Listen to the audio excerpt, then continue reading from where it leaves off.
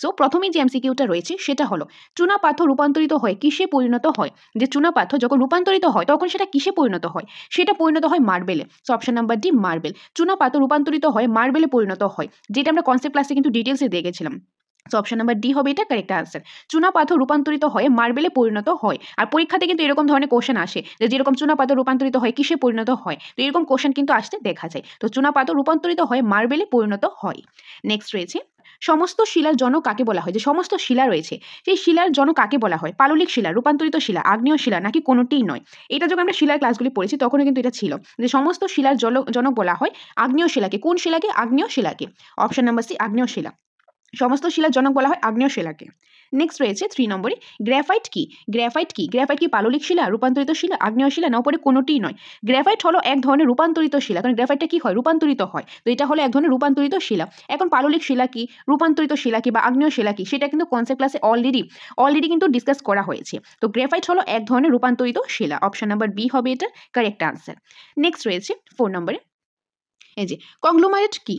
তো এটা কি হবে? এটা কোন শিলা? পাললিক শিলা, আগ্নেয় শিলা, রূপান্তরিত শিলা, উপরে কোনোটি নয়। তো এখানে কারেক্ট আনসারটা হবে পাললিক শিলা। এটা হলো এক ধরনের পাললিক শিলা। অপশন নাম্বার এ পাললিক শিলা। নেক্সট রয়েছে 5 নম্বরে সামুদ্রিক ভূত্বক প্রধানত কি দিয়ে তৈরি হয়, যে সামুদ্রিক যে ভূত্বকটা রয়েছে সেটা প্রধানত কি দিয়ে তৈরি হয়? ডোলোরাইট, গ্রেভো, গ্রানাইট, বেসেলেট। তো এটা কি হবে? এটা হবে বেসেলেট। ওকে, অপশন নাম্বার ডি। সামুদ্রিক যে ভূত্বক রয়েছে সেটা প্রধানত বেসেলেট দিয়ে তৈরি হয়। 6 নম্বর ভূত্বকে কোন শিলা প্রাধান্য থাকে? ভূত্বকে কোন শিলা প্রাধান্য থাকে? ভূত্বকের মধ্যে আগ্নেয় শিলা প্রাধান্যটা থাকে। কোন শিলার? পাললিক শিলার প্রাধান্য থাকে। ভূত্বকে পাললিক শিলার প্রাধান্য থাকে। So option number A is the correct answer. Okay, আর এইগুলি কিন্তু কনসেপ্ট ক্লাসে অলরেডি ডিসকাস করেছি। যারা তোমরা চাণক্য বেচে ক্লাসগুলি করছো সেখানে কিন্তু তোমরা এই ক্লাসগুলি পেয়ে যাবে। যারা দেখোনি তোমরা দেখে নিও, তাহলে তোমাদের অনেকটাই সুবিধা হবে, কারণ সেখানে কনসেপ্ট একদম ডিটেলসে আলোচনা করা হয়েছে। তো তোমরা যারা চাণক্য ব্যাচটা এখনো নাওনি তোমরা কিন্তু চাণক্য ব্যাচটা নিয়ে নিতে পারো, কারণ সেখানে প্রতিটা সাবজেক্টের প্রতিটা টপিকের একদম ডিপ ডিসকাশন করা কনসেপ্ট ক্লাস পেয়ে যাবে। তারপর সেখানে এমসিকিউ প্র্যাকটিসও রয়েছে, প্লাস পিডিএফ নোটস, মক টেস্টও পেয়ে যাবে। তো যারা সেটা নিতে চাও তোমরা কিন্তু অ্যাপে থেকে দ্য সাকসেস মাস্টার অ্যাপের মাধ্যমে সেই চাণক্য ব্যাচটা নিতে পারো। এনিওয়ে, নেক্সট রয়েছে 7 নম্বরে জৈব শিলা কাকে বলে। জৈব শিলা কাকে বলে? পাললিক শিলাকে, রূপান্তরিত শিলাকে, আগ্নেয় শিলা, নাকি উপরে কোনোটিই নয়? জৈব শিলা বলা হয় পাললিক শিলাকে।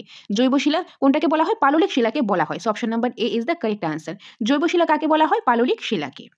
নেক্সট রয়েছে স্ল্যাট কিসে পরিবর্তিত রূপ। স্ল্যাটটা কিসের পরিবর্তিত রূপ, যে কোন জিনিসটা পরিবর্তিত হয়ে স্ল্যাট হয়? কাদা পাথর, বেলে পাথর, জিপসাম, চুনা পাথর। তো কারেক্ট আনসারটা কি হবে? কারেক্ট আনসারটা হবে কাদা পাথর।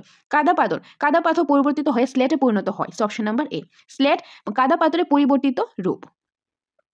9 নম্বরে রয়েছে কোন শিলা পরিবর্তনশীল জগতের সাক্ষ্য বহন করে, যে কোন শিলাটা পরিবর্তনশীল যে জগৎ রয়েছে সেটা সাক্ষ্য বহন করে? পাললিক শিলা, রূপান্তরিত শিলা, আগ্নেয় শিলায়, উপরে কোনোটি নয়। সো কারেক্ট আনসারটা হবে রূপান্তরিত শিলা। রূপান্তরিত শিলা পরিবর্তনশীল জগতের সাক্ষ্য বহন করে, মানে শিলাগুলি কি হয়? এগুলি পরিবর্তন হয়, যে অনেকগুলি শিলা রয়েছে সেগুলি পরিবর্তন হয়। তো এগুলো যে পরিবর্তন যে হয়, যে কোন শিলা পরিবর্তনশীল জগতের সেই সাক্ষ্যটা বহন করে, তো সেটা হবে রূপান্তরিত শিলা, কারণ শিলাগুলি যখন রূপান্তরিত হয় অন্যটাতে পরিবর্তিত হয়, তার জন্য রূপান্তরিত শিলাকেই বলা হয় পরিবর্তনশীল জগতের সাক্ষ্য বহন করে। সো অপশন নাম্বার বি হবে এটা কারেক্ট আনসার, রূপান্তরিত শিলা। 10 নম্বর খনিজ তেল কোথায় পাওয়া যায়? খনিজ তেল কোথায় পাওয়া যায়? পাললিক শিলা, রূপান্তরিত শিলা, আগ্নেয় শিলা, উপরে কোনোটিই নয়। খুব ইম্পর্টেন্ট, যে খনিজ তেলটা পাওয়া যায় পাললিক শিলায়। কোথায়? পাললিক শিলায়। অপশন নাম্বার এ পাললিক শিলা। 11 নম্বরে রয়েছে প্রাকৃতিক গ্যাস কোথায় পাওয়া যায়? প্রাকৃতিক গ্যাস পাওয়া যায় কোথায়? পাললিক শিলায়। প্রাকৃতিক গ্যাস পাললিক শিলায় পাওয়া যায়। ওকে, খনিজ তেল পাওয়া যায় পাললিক শিলায়, প্রাকৃতিক গ্যাসও পাওয়া যায় পাললিক শিলায়। 12 নম্বরে রয়েছে সিমেন্ট তৈরি করতে কি ব্যবহার করা হয়? যে সিমেন্ট যখন তৈরি করা হয় সেটা তৈরি করতে কোন জিনিসটা ব্যবহার করা হয়? কাদা পাথর, বেলে পাথর, জিপসাম, চুনা পাথর। কারেক্ট আনসার চুনা পাথর। সিমেন্ট তৈরি করতে চুনা পাথর ব্যবহার করা হয়। So option number D. 13 রয়েছে আগ্নেয় শিলাকে কি বলে? যে আগ্নেয় শিলাকে কি বলে? প্রাথমিক শিলা, জিপসাম, প্রস্তরীভূত, না উপরে কোনোটি নয়? কারেক্ট আনসার প্রাথমিক শিলা। আগ্নেয় শিলাকে প্রাথমিক শিলা বলা হয়। তো কোন শিলাকে প্রাথমিক শিলা বলা হয়? যে আগ্নেয় শিলাকে প্রাথমিক শিলা বলা হয়। 14 নম্বরে রয়েছে কয়লা কি। কয়লা কি? খনিজ, জীবাশ্ম, জ্বালানি, শিলা। কয়লা হলো এক ধরনের জীবাশ্ম। কয়লা কি? কয়লা হলো জীবাশ্ম। অপশন নাম্বার বি জীবাশ্ম। ইম্পর্টেন্ট, কয়লা হলো জীবাশ্ম। Next granite. গ্রানাইট রূপান্তরিত হয়ে কিসে পরিণত হয়? গ্রানাইট যখন রূপান্তরিত হয় তখন সেটা কিসে পরিণত হয়? গ্রানাইট রূপান্তরিত হয়ে নিচে পরিণত হয় কি? নিচ। অপশন নাম্বার এ নিচ। অপশন নাম্বার এ হবে এটার কারেক্ট আনসার।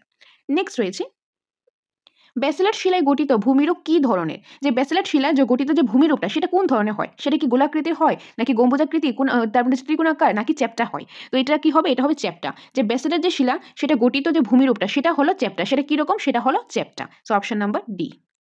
18 নম্বরে রয়েছে গ্রানাইট শিলা কি ধরনের, যে গ্রানাইট যে শিলাটা রয়েছে সেটা কি ধরনের, সেটা হলো পাতলিক। কি হবে? পাতলিক। নেক্সট 19 জীবাশ্ম কোথায় দেখা যায়, যে জীবাশ্ম কোথায় দেখা যায়? পাললিক শিলায়, রূপান্তরিত শিলায়, আগ্নেয় শিলায়, কোনোটিই নয়। পাললিক শিলায় জীবাশ্ম দেখা যায়। যে পাললিক শিলায় কি দেখা যায়? জীবাশ্ম দেখা যায়। বা জীবাশ্ম কোথায় দেখা যায়? পাললিক শিলায়। সো অপশন নাম্বার এ, জীবাশ্ম পাললিক শিলায় দেখা যায়। 20 নম্বরে রয়েছে ব্যাসেলেট কি? ব্যাসেলেটটা কি? ব্যাসেলেটটা হলো এক ধরনের নিঃসারী। কি হবে? নিঃসারী। ব্যাসেলেট হলো নিঃসারী। Option number D. 21 নম্বরে রয়েছে কয়লার রূপান্তরের ফলে কি তৈরি হয়? কয়লা যখন রূপান্তরিত হয় তখন সেটা কি পরিণত হয়, কি তৈরি হয়? জীবাশ্ম, গ্রাফাইট, কার্বন, লেড। কি হবে? গ্রাফাইট। কয়লার রূপান্তরের ফলে গ্রাফাইট তৈরি হয়। সো অপশন নাম্বার বি, কয়লার রূপান্তরের ফলে গ্রাফাইট তৈরি হয়। নেক্সট রয়েছে 22 নম্বর, কোয়ার্টজাইট রূপান্তরিত হয়ে কি সৃষ্টি করে? যে কোয়ার্টজাইট রূপান্তরিত হয়ে কি সৃষ্টি করে? বেলে পাথর, কাদা পাথর, চুনা পাথর, জিপসাম। তো কারেক্ট আনসারটা কি হবে? কারেক্ট আনসারটা হবে বেলে পাথর। কি হবে? বেলে পাথর। ওকে, বেলে পাথর। এটা রেল হবে না, এটা বেলে পাথর হবে। বেলে পাথর। ওকে, সো কোয়ার্টজাইট কি হবে? কোয়ার্টজাইট রূপান্তরিত হয়ে বেলে পাথর সৃষ্টি করে। তো এখানে একটু অপশনটা একটু ভুল হয়েছে। এনিওয়ে অপশনটা দেখার এখানে দরকার না, আমার আগে কোশ্চেনটা জানতে লাগবে, কারণ অপশন কোথায় দেখবো? পরীক্ষাতে আমরা দেখবো। সো এখানে আমাদের বেসিক্যালি কারেক্ট আনসারটা হবে কোয়ার্টজাইট রূপান্তরিত হয়ে বেলে পাথর সৃষ্টি করে। যে কোয়ার্টজাইট রূপান্তরিত হয়ে কি সৃষ্টি করে? বেলে পাথর সৃষ্টি করে। ওকে, সো 22 এটা আনসারটা হবে বেলে পাথর।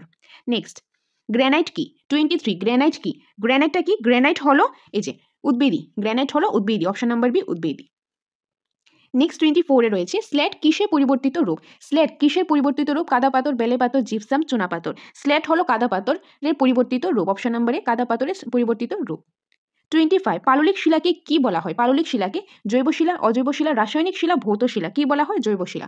পাললিক শিলাকে জৈব শিলা বলা হয়। পাললিক শিলাকে জৈব শিলা বলা হয়। 26 এ রয়েছে সূক্ষ্ম পলি সমৃদ্ধ হলুদ রঙের শিলাকে কি বলে? যে সূক্ষ্ম পলি সমৃদ্ধ যে হলুদ রঙের শিলা রয়েছে সেটাকে কি বলা হয়? লোয়াস, বালিয়ারি, বারখান, পলল। তো কারেক্ট আনসার হবে লোয়াস। সূক্ষ্ম পলি সমৃদ্ধ যে হলুদ রঙের শিলা রয়েছে সেটাকে লোয়াস বলা হয়। কি বলা হয়? লোয়াস বলা হয়। ওকে, সো ফ্রেন্ডস, বাকিগুলি করার আগে তোমাদের বলে দিই, আমাদের coaching centre the success master একদম নিউ একটা চাণক্য ব্যাচ শুরু করেছি আমরা, চাণক্য পিইট ব্যাচ, যেটার মধ্যে টেট টু সিলেবাসের পুরো সিলেবাসটা কভার করা হয়েছে। প্রতিটা সাবজেক্টের কনসেপ্ট ক্লাস রয়েছে, একদম ডিপ ডিসকাশন ক্লাস রয়েছে, এবং ক্লাসেসের পাশাপাশি পিডিএফ নোটস রয়েছে। ইভেন পিডিএফ নোটস তো আছে, কনসেপ্ট ক্লাস আছে, মক টেস্ট, ফুল লেন্থের মক টেস্টও প্রোভাইড করা হবে। তো যারা যারা এই চাণক্য ব্যাচটা নিতে চাও, তোমরা প্লে স্টোর থেকে দ্য সাকসেস মাস্টার অ্যাপটা ডাউনলোড করে নিতে পারো। সেখানে ডাউনলোড করার পর তোমরা লগ ইন করে সেখানে কিন্তু কোর্সটা পেয়ে যাবে। ওকে, সেই কোর্সটা তোমরা কিভাবে নিতে পারবে সেটারও কিন্তু সেপারেট ভিডিও দেওয়া রয়েছে, তো তোমরা সেই ভিডিওটা দেখে নিতে পারো। তাছাড়া কোনো কনফিউশন হলে তোমরা এই নম্বরে, স্ক্রিনে দেওয়ার নাম্বারে যোগাযোগ করতে পারো। আর এখন তোমাদের জন্য আমরা চাণক্য ইউটিউব ব্যাচ আমরা শুরু করেছি, যেখানে ইউটিউবের মধ্যে একদম সম্পূর্ণ ফ্রিতে 7000 MCQ সিরিজ তোমাদের জন্য নিয়ে আসবো, যেখানে তোমরা মোস্ট ইম্পর্টেন্ট 7000 MCQs তোমরা পেয়ে যাবে। আর concept class, PDF notes, mock test সেগুলি তো পেইড ব্যাচের মধ্যে তোমরা পেয়ে যাবে। তো যারা নিয়েছো তোমরা অলরেডি দেখছো এগুলো, যারা নাওনি তোমরা নিতে চাও তোমরা নিয়ে নিতে পারো। আমাদের সাকসেস মাস্টার অ্যাপের মাধ্যমে সেই চাণক্য পেইড ব্যাচটা পেয়ে যাবে।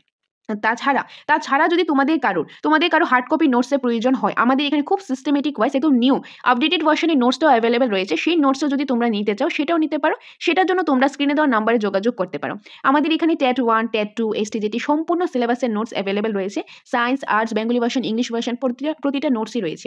Mock test series, even super 30টা mock টেস্টের সিরিজও অ্যাভেলেবেল রয়েছে। পার মক টেস্টের মধ্যে 150 করে কোশ্চেন আনসার কি প্রোভাইড করা, 30টা মক টেস্টের জন্য 30টা ওয়েমার্কশিট প্রোভাইড করা, সেগুলোও কিন্তু রয়েছে। তোমাদের যেটার প্রয়োজন টেটের রিলেটেড সেটার জন্য তোমরা আমাদের সাথে যোগাযোগ করতে পারো। প্রয়োজনে তোমরা আমাদের সেন্টারে এসে নোটস দেখতে পারো, মক টেস্টের সিরিজ দেখতে পারো, কিভাবে রয়েছে, কোন সিস্টেমে রয়েছে, প্রতিটা জিনিস তোমরা দেখতে পারো, যাচাই করতে পারো। যাচাই করার পর আশা করি তোমাদের ভালো লাগবে, ভালো লাগলে অ্যাপ্রোপ্রিয়েট হলেই তোমরা নিতে পারো। ওকে, কারণ আমাদের এখানে এরকম না যে বলবো একটা দেবো আরেকটা, এরকম একদমই না। তার জন্য সবার জন্য সুযোগ রয়েছে, তোমরা আসো, তোমরা দেখো, ভালো লাগলে তবেই তোমরা নিতে পারো। ওকে, এনিওয়ে বাকি ডিটেলস আমি পরে বলে দিচ্ছি, কিভাবে কালেক্ট করবে, তার প্রাইসগুলো কিরকম পড়বে সম্পূর্ণটাই বলবো। তোমরা জাস্ট একটু ধৈর্য সহকারে ক্লাসটা দেখতে থাকো। ব্যাসেলেট শিলা রূপান্তরিত কি হয়? ব্যাসেলেট শিলাটা যখন রূপান্তরিত হয় তখন সেটা কোয়ার্টজাইট হয়। কি হয়? কোয়ার্টজাইট হয়। ব্যাসেলেট শিলা রূপান্তরিত হয় কোয়ার্টজাইটে পরিণত হয়। সো অপশন নাম্বার বি হবে এটা কারেক্ট আনসার। 28 নম্বরে রয়েছে বেলে পাথর রূপান্তরিত হয়ে কি হয়? যে বেলে পাথর যখন রূপান্তরিত হয় তখন সেটা কি হয়? সেটা হয় কি? Quartzite. Option number B quartzite. Next রয়েছে কাদা পাথর রূপান্তরিত হয়ে কি হয়? কাদা পাথর রূপান্তরিত হয়ে স্ল্যাট হয়। কি? স্ল্যাট। কাদা পাথর রূপান্তরিত হয়ে স্ল্যাট হয়। নেক্সট 30 নম্বরে রয়েছে চুনা পাথর রূপান্তরিত হয়ে কি হয়? চুনা পাথর রূপান্তরিত হয়ে এখানে কি রয়েছে? স্ল্যাট, কোয়ার্টজাইট, মার্বেল, দেন স্যাপটেন্ট। কারেক্ট আনসার হবে অপশন নাম্বার সি মার্বেল। কি হবে? মার্বেল। নেক্সট 31, বৃষ্টিবহুল ক্রান্তীয় অঞ্চলে যে আবহবিকার বেশি দেখা যায় তা হলো, যে বৃষ্টিবহুল যে ক্রান্তীয় অঞ্চলে যে আবহবিকার বেশি দেখা যায় সেটা কোনটা? রাসায়নিক আবহবিকার, যান্ত্রিক আবহবিকার, জৈবিক আবহবিকার, কোনোটি নয়। কারেক্ট আনসার রাসায়নিক আবহবিকার। বৃষ্টিবহুল ক্রান্তীয় অঞ্চলে যে আবহবিকার বেশি দেখা যায় সেটা হলো রাসায়নিক আবহবিকার। অপশন নাম্বার 1 হবে এটা কারেক্ট আনসার। 32 এ রয়েছে, যে প্রক্রিয়ায় লোহার উপর মরচে পড়ে তা হলো, যে কোন প্রক্রিয়ার মধ্যে লোহার উপর মরচে পড়ে যায়, তো সেটা কি হবে? সেটা হবে অক্সিডেশন। অক্সিডেশন মানে যে প্রক্রিয়ায় লোহার উপর মরচে পড়ে যায়, তো সেই যে প্রসেসটা, সেই প্রক্রিয়াটা হলো অক্সিডেশন। অপশন নাম্বার 1 হবে এটা কারেক্ট আনসার, অক্সিডেশন। 33 এ রয়েছে, পর্বতের গায়ে কোণাকৃতি সঞ্চিত প্রস্তরখণ্ডকে বলা হয়, যে পর্বতের গায়ে যে কোণাকৃতি সঞ্চিত প্রস্তরখণ্ডটা রয়েছে সেটাকে কি বলা হয়? সেটাকে কি বলা হয়? সেটাকে বলা হয় টেলাস। যে পর্বত রয়েছে, পর্বতের গায়ে যে কোণাকৃতি যে সঞ্চিত যে প্রস্তরখণ্ডটা রয়েছে সেটাকে বলা হয় টেলাস। কি রয়েছে? টেলাস। অপশন নাম্বার 3 হবে এটার কারেক্ট আনসার। আর এটাও কিন্তু আমরা কনসেপ্ট ক্লাসের মধ্যে অলরেডি দেখেছিলাম। নেক্সট রয়েছে, আর এটা আমরা জিওমরফিক প্রসেসের ক্লাসের মধ্যেই দেখেছিলাম। এনিওয়ে 35 এ রয়েছে, যান্ত্রিক আবহবিকার সর্বাধিক কার্যকারী হয়, যে যান্ত্রিক আবহবিকার সর্বাধিক কার্যকারী হয় কোন অঞ্চলে? তো সেটা হবে উষ্ণ মরু অঞ্চলে। কি হবে? উষ্ণ মরু অঞ্চলে। Option number 2। 36 এ রয়েছে, যে শিলায় এক্সফোলিয়েশন হতে দেখা যায়, যে কোন শিলার মধ্যে এক্সফোলিয়েশন হতে দেখা যায়? এক্সফোলিয়েশন হতে দেখা যায় গ্রানাইট। কোথায়? গ্রানাইট। যে গ্রানাইটে এক্সফোলিয়েশন হতে দেখা যায়। অপশন নাম্বার 3 হবে এটার কারেক্ট আনসার। 37 এ রয়েছে, চুনা পাথর, বেলে পাথর প্রভৃতি শিলায় যে চাউরের আকারে শিলাস্তরের ভাঙ্গনকে বলা হয়, যে চুনা পাথর, বেলে পাথর প্রভৃতি যে শিলা রয়েছে সেই শিলার মধ্যে চাউরের আকারে যে শিলাস্তরের যে ভাঙ্গনটা রয়েছে সেটাকে কি বলা হয়? সেটাকে বলা হয় চাউর ভাঙ্গন। কি বলা হয়? চাউর ভাঙ্গন। যে চুনা পাথর, বেলে পাথর প্রভৃতি এরকম শিলা রয়েছে যেগুলিকে চাউরের আকারে শিলাস্তরের যে ভাঙ্গনটা রয়েছে সেটাকে বলা হয় চাউর ভাঙ্গন। কি হবে? চাউর ভাঙ্গন। ওকে, সো এটা হবে কারেক্ট আনসার।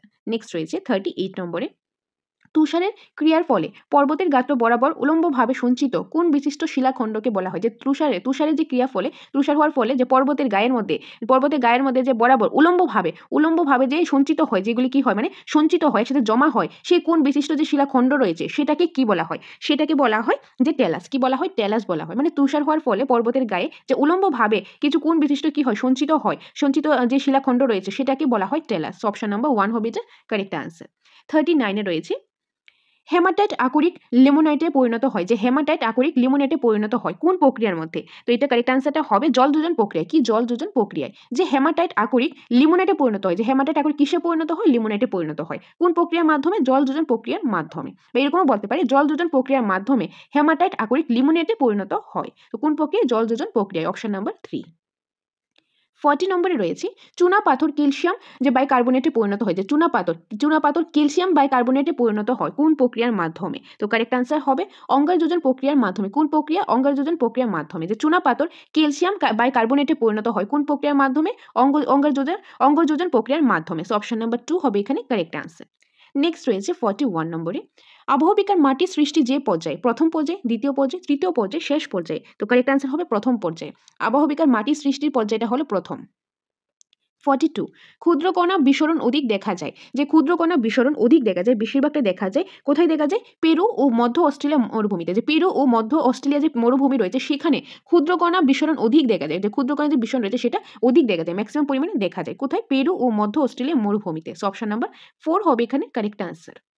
43 নম্বরে রয়েছে, এই যে ব্লক স্পট দেখা যায় কোন অঞ্চলে? মরু অঞ্চলে, সমভূমি অঞ্চলে, উপকূল অঞ্চলে, পর্বতের পাদদেশে। সো কারেক্ট আনসারটা হবে পর্বতের পাদদেশে। Option number 4।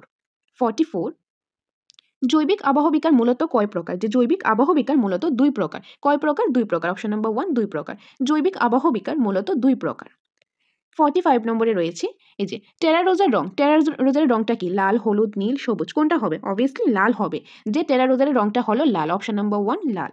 46, সমশত শিলায় প্রধানত যে আবহবিকা দেখা যায় তা হলো, যে সমশত শিলা প্রধানত কোন আবহবিকাটা দেখা যায় সেটা কোনটা? সেটা হলো সংকোচন। ওকে, যে স্বল্পমোচন। 47 নম্বরে রয়েছে, যে বিষমশত শিলায় যে প্রকার আবহবিকার অধিক দেখা যায় তা কোনটা? তা হলো ক্ষুদ্রকণা বিস্ফোরণ। কি হবে? ক্ষুদ্রকণা বিস্ফোরণ। অপশন নাম্বার 2 ক্ষুদ্রকণা বিস্ফোরণ। 48 নম্বরে রয়েছে, চুনা পাথরযুক্ত অঞ্চলে আবহবিকা সৃষ্ট মৃত্তিকা স্তরকে বলে, যে চুনা পাথরযুক্ত যে অঞ্চল রয়েছে সেখানে আবহবিকা সৃষ্ট মৃত্তিকা যে স্তর রয়েছে সেই স্তরটাকে কি বলা হয়? সেই স্তরটাকে বলা হয় এই যে টেরারোজা। কি বলা হয়? টেরারোজা। Option number 3 টেরারোজা। 49, তুষারকিলো গঠিত হয়, যে তুষারকিলোটা গঠিত হয় কোন অঞ্চলে? যে কোনো উচ্চ পার্বত্য অঞ্চলে, যে কোনো যে উচ্চ পার্বত্য অঞ্চল রয়েছে সেখানে তুষারকিলো গঠিত হয়। তো যে মানে উচ্চ যে পার্বত্য অঞ্চল রয়েছে বা উচ্চ যে পাহাড়ি জায়গা রয়েছে সেই সব অঞ্চলে তুষারকিলো গঠিত হয়। সো অপশন নাম্বার 4 হবে এটা কারেক্ট আনসার। আজকে ক্লাসের লাস্ট কোশ্চেন, আর সেটা হলো 50 নম্বর। আবহ বিকারের ফলে নগ্নিভবন প্রক্রিয়া, যে আবহ বিকারের ফলে নগ্নিভবনের প্রক্রিয়াটা কোনটা? সহজ হয়, কঠিন হয়, ধীরগতিতে হয়, কোনো প্রভাবই নেই। তো কারেক্ট আনসার হবে সহজ হয়। আবহ বিকারের ফলে যে নগ্নিভবন প্রক্রিয়াটা, নগ্নিভবন কি একটা প্রক্রিয়া, যেটা আমরা কনসেপ্ট ক্লাসে দেখেছি যে নগ্নিভবন প্রক্রিয়াটা কি, সেটা কিন্তু কনসেপ্ট ক্লাসে আমি অলরেডি ডিসকাস করেছি। যারা দেখুনি তোমরা দেখে নিও, তাহলে তোমাদের অনেকটাই কাজে আসবে। 51 নম্বর, কারণ প্রিভিয়াস ক্লাসে প্র্যাকটিসে 2 এর মধ্যে আমরা 1 থেকে 50 পর্যন্ত করেছিলাম, আজকে করবো 51 থেকে 100 পর্যন্ত আমরা করবো প্র্যাকটিসে 2।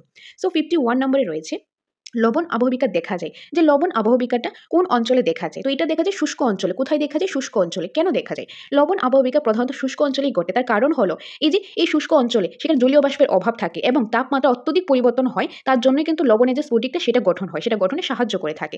এই জন্য লবণ আবহবিকার শুষ্ক অঞ্চলে দেখা যায়। সো অপশন নাম্বার 1 হবে এটা কারেক্ট আনসার। নেক্সট রয়েছে 52 নম্বর, ভারতের সর্বাপেক্ষা প্রাচীনতম পর্বত হলো, যে ভারতের প্রাচীনতম পর্বত কোনটা? সেটা হবে আরাবল্লী। আরাবল্লী হলো ভারতের সর্বাপেক্ষা প্রাচীনতম পর্বত। আরাবল্লী পর্বত হলো ভারতের সর্বাপেক্ষা প্রাচীনতম পর্বত। নেক্সট রয়েছে 53 নম্বর, পৃথিবীর ছাদ বলা হয়, পৃথিবীর ছাদ বলা হয় পামির মালভূমিকে। কোন মালভূমিকে? পামির মালভূমিকে। কেন বলা হয়? তার কারণ হলো পামির মালভূমি অত্যন্ত উচ্চতায় থাকে, তাই একে পৃথিবীর ছাদ বলা হয়। তার যে উচ্চতাটা সেটা অনেকটাই বেশি, তো এটাকে পৃথিবীর ছাদ বলা হয়। তো পৃথিবীর ছাদ বলা হয় পামির মালভূমিকে। সো অপশন নাম্বার 4 হবে এটা কারেক্ট আনসার। নেক্সট রয়েছে 54 নম্বর, একটি সুপ্ত আগ্নেয়গিরির নাম হলো। এখন একটি সুপ্ত আগ্নেয়গিরির নাম কি? প্রথমত আমাদের জানতে লাগবে সুপ্ত আগ্নেয়গিরিটা কি। এই যে আগ্নেয়গিরি রয়েছে, সুপ্ত আগ্নেয়গিরি, সক্রিয় আগ্নেয়গিরি, এগুলি কিন্তু আমরা আগ্নেয়গিরি যে ক্লাসটা ছিল সেই ক্লাসের মধ্যে ডিটেল ডিসকাস করেছি। যারা কনসেপ্ট ক্লাসটা দেখোনি, তোমরা কনসেপ্ট ক্লাসটা দেখে নেবে আমাদের অ্যাপের মাধ্যমে। চাণক্য ব্যাচের সেখানে কিন্তু রয়েছে একদম ডিটেলস ক্লাস রয়েছে, তোমরা যারা দেখোনি দেখে নিতে পারো। এনিওয়ে, সুপ্ত আগ্নেয়গিরিটা কি? সুপ্ত আগ্নেয়গিরিটা হলো মানে এগুলি কি? এটা হলো যে দীর্ঘ সময় ধরে অগ্নুৎপাত হয়নি। ধরো অনেকগুলি আগ্নেয়গিরি রয়েছে কিন্তু অনেক সময় ধরে, দীর্ঘ সময় ধরে, আর বছর পর বছর ধরে এখানে কোনো অগ্নুৎপাত হয়নি, কোনো আগ্নেয়গিরি হয়নি, অগ্নুৎপাতটা হয়নি। ওই ধরনের আগ্নেয়গিরিকে বলা হয় সুপ্ত আগ্নেয়গিরি। তাই এরকম একটা সুপ্ত আগ্নেয়গিরির উদাহরণ হলো ফুজিয়ামা। কি হবে? ফুজিয়ামা। ফুজিয়ামাটা কোথায়? জাপানে ফুজিয়ামা। জাপানে ফুজিয়ামা হলো একটা সুপ্ত আগ্নেয়গিরি। ওকে, তো একটা সুপ্ত আগ্নেয়গিরির নাম হলো জাপানে ফুজিয়ামা। আর জাপানে ফুজিয়ামা এক ধরনের সুপ্ত আগ্নেয়গিরি, যেটা অনেক বছর ধরে, দীর্ঘ সময় ধরে তার কোনো অগ্নুৎপাতও হয়নি। সো অপশন নাম্বার 1 হবে এটা কারেক্ট আনসার। নেক্সট রয়েছে 55, ভূপৃষ্ঠের বহুদূরে বিস্তৃত সুউচ্চ শিখরযুক্ত শিলাস্তূপকে বলা হয়, যে ভূপৃষ্ঠে বহুদূর বিস্তৃত সুউচ্চ শিখরযুক্ত শিলাস্তূপ রয়েছে তাকে কি বলা হয়? তাকে বলা হয় পর্বত। কি বলা হয়? পর্বত বলা হয়। যে ভূপৃষ্ঠে বহুদূরে বিস্তৃত বা সুউচ্চ শিখরযুক্ত যে শিলাস্তূপটা রয়েছে সেই শিলাস্তূপটাকে বলা হয় পর্বত। কি বলা হয়? পর্বত। So option number 2। নেক্সট রয়েছে 56 নাম্বার, কোমল পাললিক শিলায় ভাঁজ পড়ে যে পর্বতের সৃষ্টি হয় তাকে বলা হয়, যে কোমল পাললিক শিলায় ভাঁজ পড়ে যে পর্বতের সৃষ্টি হয় তাকে কি বলা হয়? তাকে বলা হয় ভঙ্গিল পর্বত। কি বলা হয়? ভঙ্গিল পর্বত। অপশন নাম্বার 3 ভঙ্গিল পর্বত। যে কোমল যে পাললিক শিলা রয়েছে, এখন পাললিক শিলা কোনটা? যে আগ্নেয় শিলা, পাললিক শিলা, রূপান্তরিত শিলা, এগুলি কিন্তু আমরা শিলা ক্লাসের মধ্যে পড়েছি। তো পাললিক শিলা কোনটা ছিল? পাললিক শিলা ছিল যে অনেকগুলি কি হয়, যখন আগ্নেয় শিলাটা যে ওয়েদারের কারণে কি হয়, এগুলি ভেঙে ভেঙে টুকরা টুকরা হয়ে এক জায়গা থেকে আরেক জায়গায় যায়, এটা পরিবহন হয়ে যায়, ট্রান্সপোর্ট হয়ে এক জায়গা থেকে আরেক জায়গায় যায়, গিয়ে কি হয়, এগুলি জমা হয় জলের নিচে, সমুদ্রের নিচে জমা হয়, স্তরে স্তরে এগুলি গঠিত হয়, এগুলিকে বলা হয় পাললিক শিলা। এই যে পাললিক শিলা আমাদের ভাঁজ পড়ে, এগুলি আমাদের ভাঁজ পড়ে মানে স্তর হতে হতে কি হয়, পর্বতের সৃষ্টি হয়, আর সেটাকে বলা হয় ভঙ্গিল পর্বত। কি বলা হয়? ভঙ্গিল পর্বত। অপশন নাম্বার 3 ভঙ্গিল পর্বত। ওকে, তো কোমল পাললিক শিলায় ভাঁজ পড়ে যে পর্বতের সৃষ্টি হয় তাকে বলা হয় ভঙ্গিল পর্বত। নেক্সট রয়েছে 57 নম্বর, যেসব আগ্নেয়গিরি থেকে প্রায় অগ্নুৎপাত হয় তাকে বলা হয়, মানে যেসব আগ্নেয়গিরি থেকে প্রায় অগ্নুৎপাত হতে দেখা যায় সেটাকে কি বলা হয়? সেটাকে বলা হয় সক্রিয় বা জীবন্ত আগ্নেয়গিরি। সক্রিয় বা জীবন্ত আগ্নেয়গিরি। যেরকম দীর্ঘদিন সময় ধরে বা দীর্ঘ সময় ধরে যখন অগ্নুৎপাত হয় না সেটাকে বলা হয় সুপ্ত আগ্নেয়গিরি। ওকে, আর যেটা প্রায় অগ্নুৎপাত হয়ে থাকে সেটাকে বলা হয় সক্রিয় বা জীবন্ত আগ্নেয়গিরি। যেরকম এখানে বলা হয়েছে যেসব আগ্নেয়গিরি থেকে প্রায় অগ্নুৎপাত হয় তাকে বলা হয় সক্রিয় বা জীবন্ত যে আগ্নেয়গিরি। ওকে, তো এরকম যে সক্রিয় বা যে রয়েছে জীবন্ত আগ্নেয়গিরি রয়েছে, এরকম একটা এক্সাম্পল হলো স্ট্রমলি হলো এক ধরনের আগ্নেয়গিরি যেটাকে বলা হয় সক্রিয় আগ্নেয়গিরি, মানে এটা প্রায় অগ্নুৎপাত হতে দেখা যায়। সো এখানে হবে অপশন নাম্বার 3। 58 নম্বর, সমুদ্রপৃষ্ঠ থেকে সামান্য উঁচুতে অবস্থিত বিস্তীর্ণ সমতল ভূভাগকে বলা হয় সমভূমি। যে সমুদ্রপৃষ্ঠ থেকে সামান্য উঁচুতে অবস্থিত বিস্তীর্ণ যে সমতল ভূভাগটা রয়েছে সেটাকে বলা হয় সমভূমি। ওকে, সো অপশন নাম্বার 2 হবে এখানে কারেক্ট আনসার। নেক্সট রয়েছে 59 নম্বর, প্লাবনের ফলে নদী তীরবর্তী নিচু স্থান ভরাট হয়ে যে সমভূমি সৃষ্টি হয় তাকে বলা হয়, যে প্লাবনের ফলে নদীর যে তীরবর্তী যে নিচু স্থান রয়েছে সেখানে ভরাট হয়ে যায়, ভরে সেটাকে নিয়ে সমভূমি সৃষ্টি হয়, আর সেই সমভূমিটাকে কি বলা হয়? বদ্বীপ সমভূমি, পলি গঠিত সমভূমি, প্লাবন সমভূমি, উপকূলীয় সমভূমি। তো সেটা এটাকে বলা হয় প্লাবন সমভূমি। এই যে অপশন নাম্বার 3 প্লাবন সমভূমি। যে প্লাবনের ফলে কি হয়, প্লাবনের ফলে নদীর যে প্লাবন হয়, প্লাবনের ফলে নদীর তীরবর্তী যে জায়গাগুলো রয়েছে, তীরবর্তী যে নিচু জায়গা রয়েছে সেখানে কি হয়, সেখানে যে পলিতে ভরে যায়, যে পলিতে এগুলি ভরাট হয়ে যায়, ভরাট হয়ে যেখানে যে সমভূমি গঠিত হয়, সৃষ্টি হয়, আর সেই সমভূমিটাকে বলা হয় প্লাবন সমভূমি। সো অপশন নাম্বার 3 হবে এটা কারেক্ট আনসার। নেক্সট রয়েছে 60 নম্বর, ভারতের একটি স্তূপ পর্বতের উদাহরণ। যে ভারতের স্তূপ পর্বত রয়েছে, তো সেখান থেকে একটা উদাহরণ। এখানে কি কি রয়েছে, আন্দিজ পর্বত, আরাবল্লী পর্বত, সাতপুরা পর্বত, বিন্ধ্য পর্বত। তো এখানে কারেক্ট আনসার হবে ভারতের একটি স্তূপ পর্বত, সেটা কি হবে, সেটা হবে সাতপুরা পর্বত। ভারতের একটি স্তূপ পর্বতের উদাহরণ হলো সাতপুরা পর্বত। আর এটা কিভাবে সৃষ্টি হয়, এটা হয় শিলাস্তূপের ক্ষয়ের ফলে। যে শিলাস্তূপগুলি রয়েছে সেগুলি যখন ক্ষয় হওয়ার ফলে এই পর্বতটা গঠিত হয়, এই সাতপুরা পর্বতটা গঠিত হয়। তো স্তূপ পর্বত কিভাবে গঠিত হয়, শিলাস্তূপের ক্ষয়ের ফলে স্তূপ পর্বত গঠিত হয়, আর ভারতের একটি স্তূপ পর্বত হলো সাতপুরা পর্বত। সো অপশন নাম্বার 4 হবে এটা কারেক্ট আনসার। নেক্সট রয়েছে 61 নম্বর, দাক্ষিণাত্যের উত্তর পশ্চিমাংশে লাভা গঠিত মালভূমিকে বলা হয়, যে দাক্ষিণাত্যের যে উত্তর পশ্চিমাংশে যে লাভা গঠিত মালভূমি রয়েছে সেটাকে কি বলা হয়, সেটাকে বলা হয় ডেকান ট্রেপ। কি বলা হয়, ডেকান ট্রেপ। যে দাক্ষিণাত্যের উত্তর পশ্চিমাংশে লাভা দিয়ে যে গঠিত হয় যে মালভূমিটা, সেটাকে বলা হয় ডেকান ট্রেপ। অপশন নাম্বার 4 হবে এখানে কারেক্ট আনসার। নেক্সট 62 নম্বরে রয়েছে, পৃথিবীর বৃহত্তম উচ্চ মালভূমির নাম। পৃথিবীর যে বৃহত্তম উচ্চ মালভূমি রয়েছে সেটার নাম কি, সেটার নাম হবে তিব্বত মালভূমি। পৃথিবীর বৃহত্তম উচ্চ মালভূমির নাম তিব্বত মালভূমি। অপশন নাম্বার 2 তিব্বত মালভূমি। ক্যালডেরা হলো এক প্রকারের আগ্নেয়গিরি সৃষ্ট গর্ত। আগ্নেয়গিরির কারণে যে গর্ত সৃষ্ট হয় ওই গর্তটাকে বলা হয় ক্যালডেরা। অপশন নাম্বার 1 ওকে, আগ্নেয়গিরি সৃষ্ট গর্ত।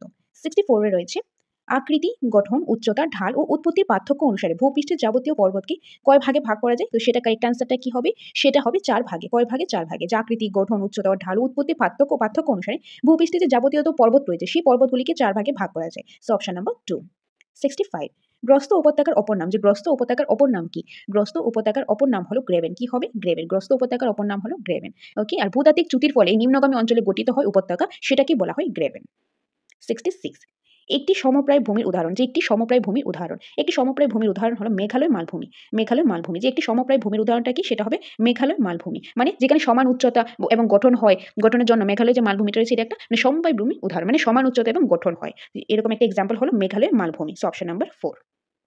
67, তুরানের নিম্নভূমি। তুরানের নিম্নভূমি কি, সেটা হবে অবনত সমভূমি। তুরানের নিম্নভূমি হলো অবনত সমভূমি, এটা হলো মানে নিম্ন উচ্চতার সমভূমি।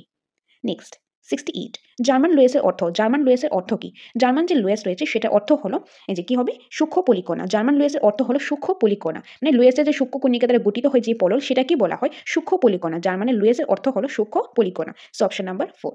69 নম্বরে রয়েছে, বাজাদার সমভূমি সৃষ্টি হয়। যে বাজাদার সমভূমিটা সৃষ্টি হয় কোন অঞ্চলে বা কোন উপত্যকায় সৃষ্টি হয়, তো সেটা কি হবে, মরু অঞ্চলে। বাজাদার সমভূমি সৃষ্টি হয় মরু অঞ্চলে। অপশন নাম্বার 3 মরু অঞ্চলে।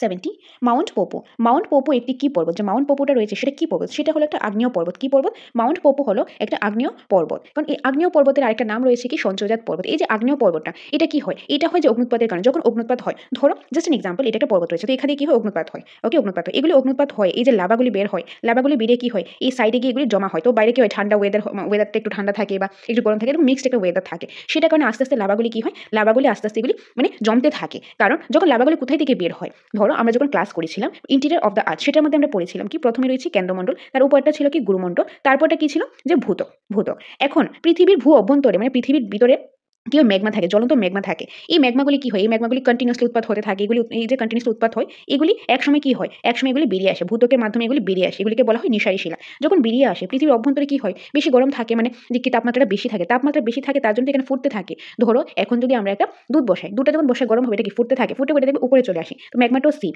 এখানে ম্যাগমা থাকে, এগুলি কি, এগুলি মানে কন্টিনিউসলি তাপটা বেশি থাকে, তো এগুলি ফুটতে থাকে, এগুলি কি হয়, এগুলি উপরে চলে আসে, ভূত্বককে পৃথিবীকে ভেদ করে বাইরে চলে আসে, তখন এগুলি লাভা হয়ে যায়। আর যেহেতু ভূ অভ্যন্তরের তুলনায় বাইরে কি হবে, পৃথিবী যে বাইরে ভূত্বকের মধ্যে কি ওয়েদারটা তুলনামূলক ঠান্ডা থাকবে, তো এখানে এসে লাভাগুলি জমে যায়, জমে এটা কি হয়, আগ্নেয় শিলা হয়। এই যে লাভাগুলি যখন বের হয়, কোনো জায়গাতে বের হয়, এগুলি জমে লাভাতে সৃষ্টি হয়। এগুলি লাভাতে যখন সৃষ্টি, এগুলি সঞ্চয় হয়, এই যে সঞ্চয় হয়ে যে পর্বতটা গঠিত হয়, এগুলি কিন্তু আগ্নেয় পর্বত বলা হয়। তার জন্য আগ্নেয় পর্বতের আরেকটা নাম হলো সঞ্চয়জাত পর্বত। কি, আগ্নেয় পর্বতের আরেকটা নাম কি, সঞ্চয়জাত পর্বত। আর এরকম একটা উদাহরণ হলো এই যে লাভাগুলি জমে, এগুলি জমে যে একটা পর্বত সৃষ্টি হয়েছে, এরকম একটা উদাহরণ হলো মাউন্ট পোপো। তার জন্য মাউন্ট পোপো হলো এক ধরনের আগ্নেয় পর্বত, বা এটাকে সঞ্চয়জাত পর্বতও বলা হয়, কারণ আগ্নেয় পর্বতের আর অপর নাম হলো সঞ্চয়জাত পর্বত। নেক্সট রয়েছে 71 নম্বর, আগ্নেয় পর্বতের অপনাম এখনই জাস্ট বললাম, তো এটা হবে সঞ্চয়জাত পর্বত। অপশন নাম্বার 4 সঞ্চয়জাত পর্বত। তো আশা করি তোমরা এই পার্টটা বুঝতে পেরেছো। যদি কোনো ডাউট থেকে থাকে তাহলে তোমরা চাণক্য বেচে যে কনসেপ্ট ক্লাস রয়েছে সেটা দেখে নিও, তাহলে আশা করি আর কোনো ডাউট তোমাদের থাকবে না।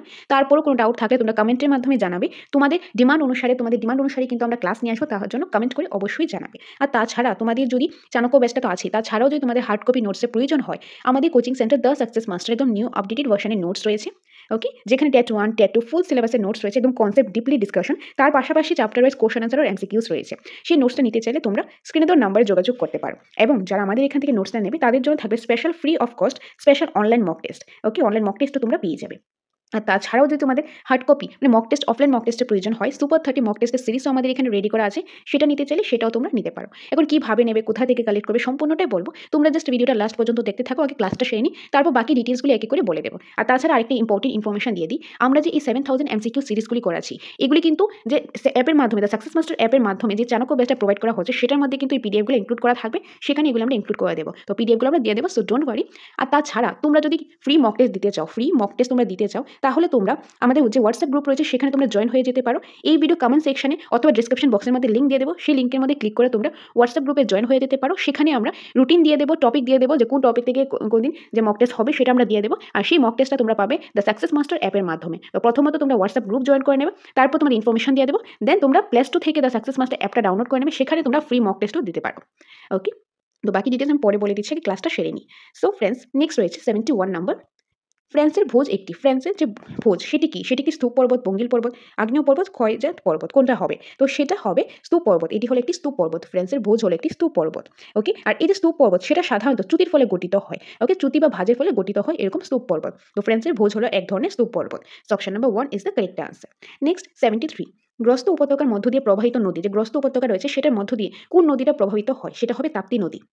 সো তাপ্তি নদী কোন উপত্যকার মধ্য দিয়ে প্রবাহিত হয়? গ্রস্ত উপত্যকার মধ্য দিয়ে। ওকে, তো বিভিন্নভাবে কিন্তু কোশ্চেনটা আসতে পারে। 74, সাতপুরা একটি কি ধরনের পর্বত? সাতপুরা হলো একটি স্তূপ পর্বত। কি পর্বত? স্তূপ পর্বত। আর স্তূপ পর্বত কিভাবে গঠিত হয়? চ্যুতি বা ভাঁজের ফলে স্তূপ পর্বত গঠিত হয়, তার একটি এক্সাম্পল হলো সাতপুরা পর্বত।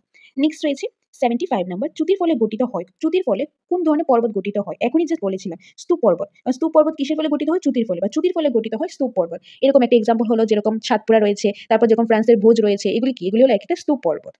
নেক্সট রয়েছে 76 নাম্বার, আল্পস একটি কি ধরনের যে পর্বত? আল্পসটা কি? এটি হলো নবীন যে ভঙ্গিল পর্বত, নবীন ভঙ্গিল পর্বত। অপশন নাম্বার 3, নবীন ভঙ্গিল পর্বত হলো আল্পস।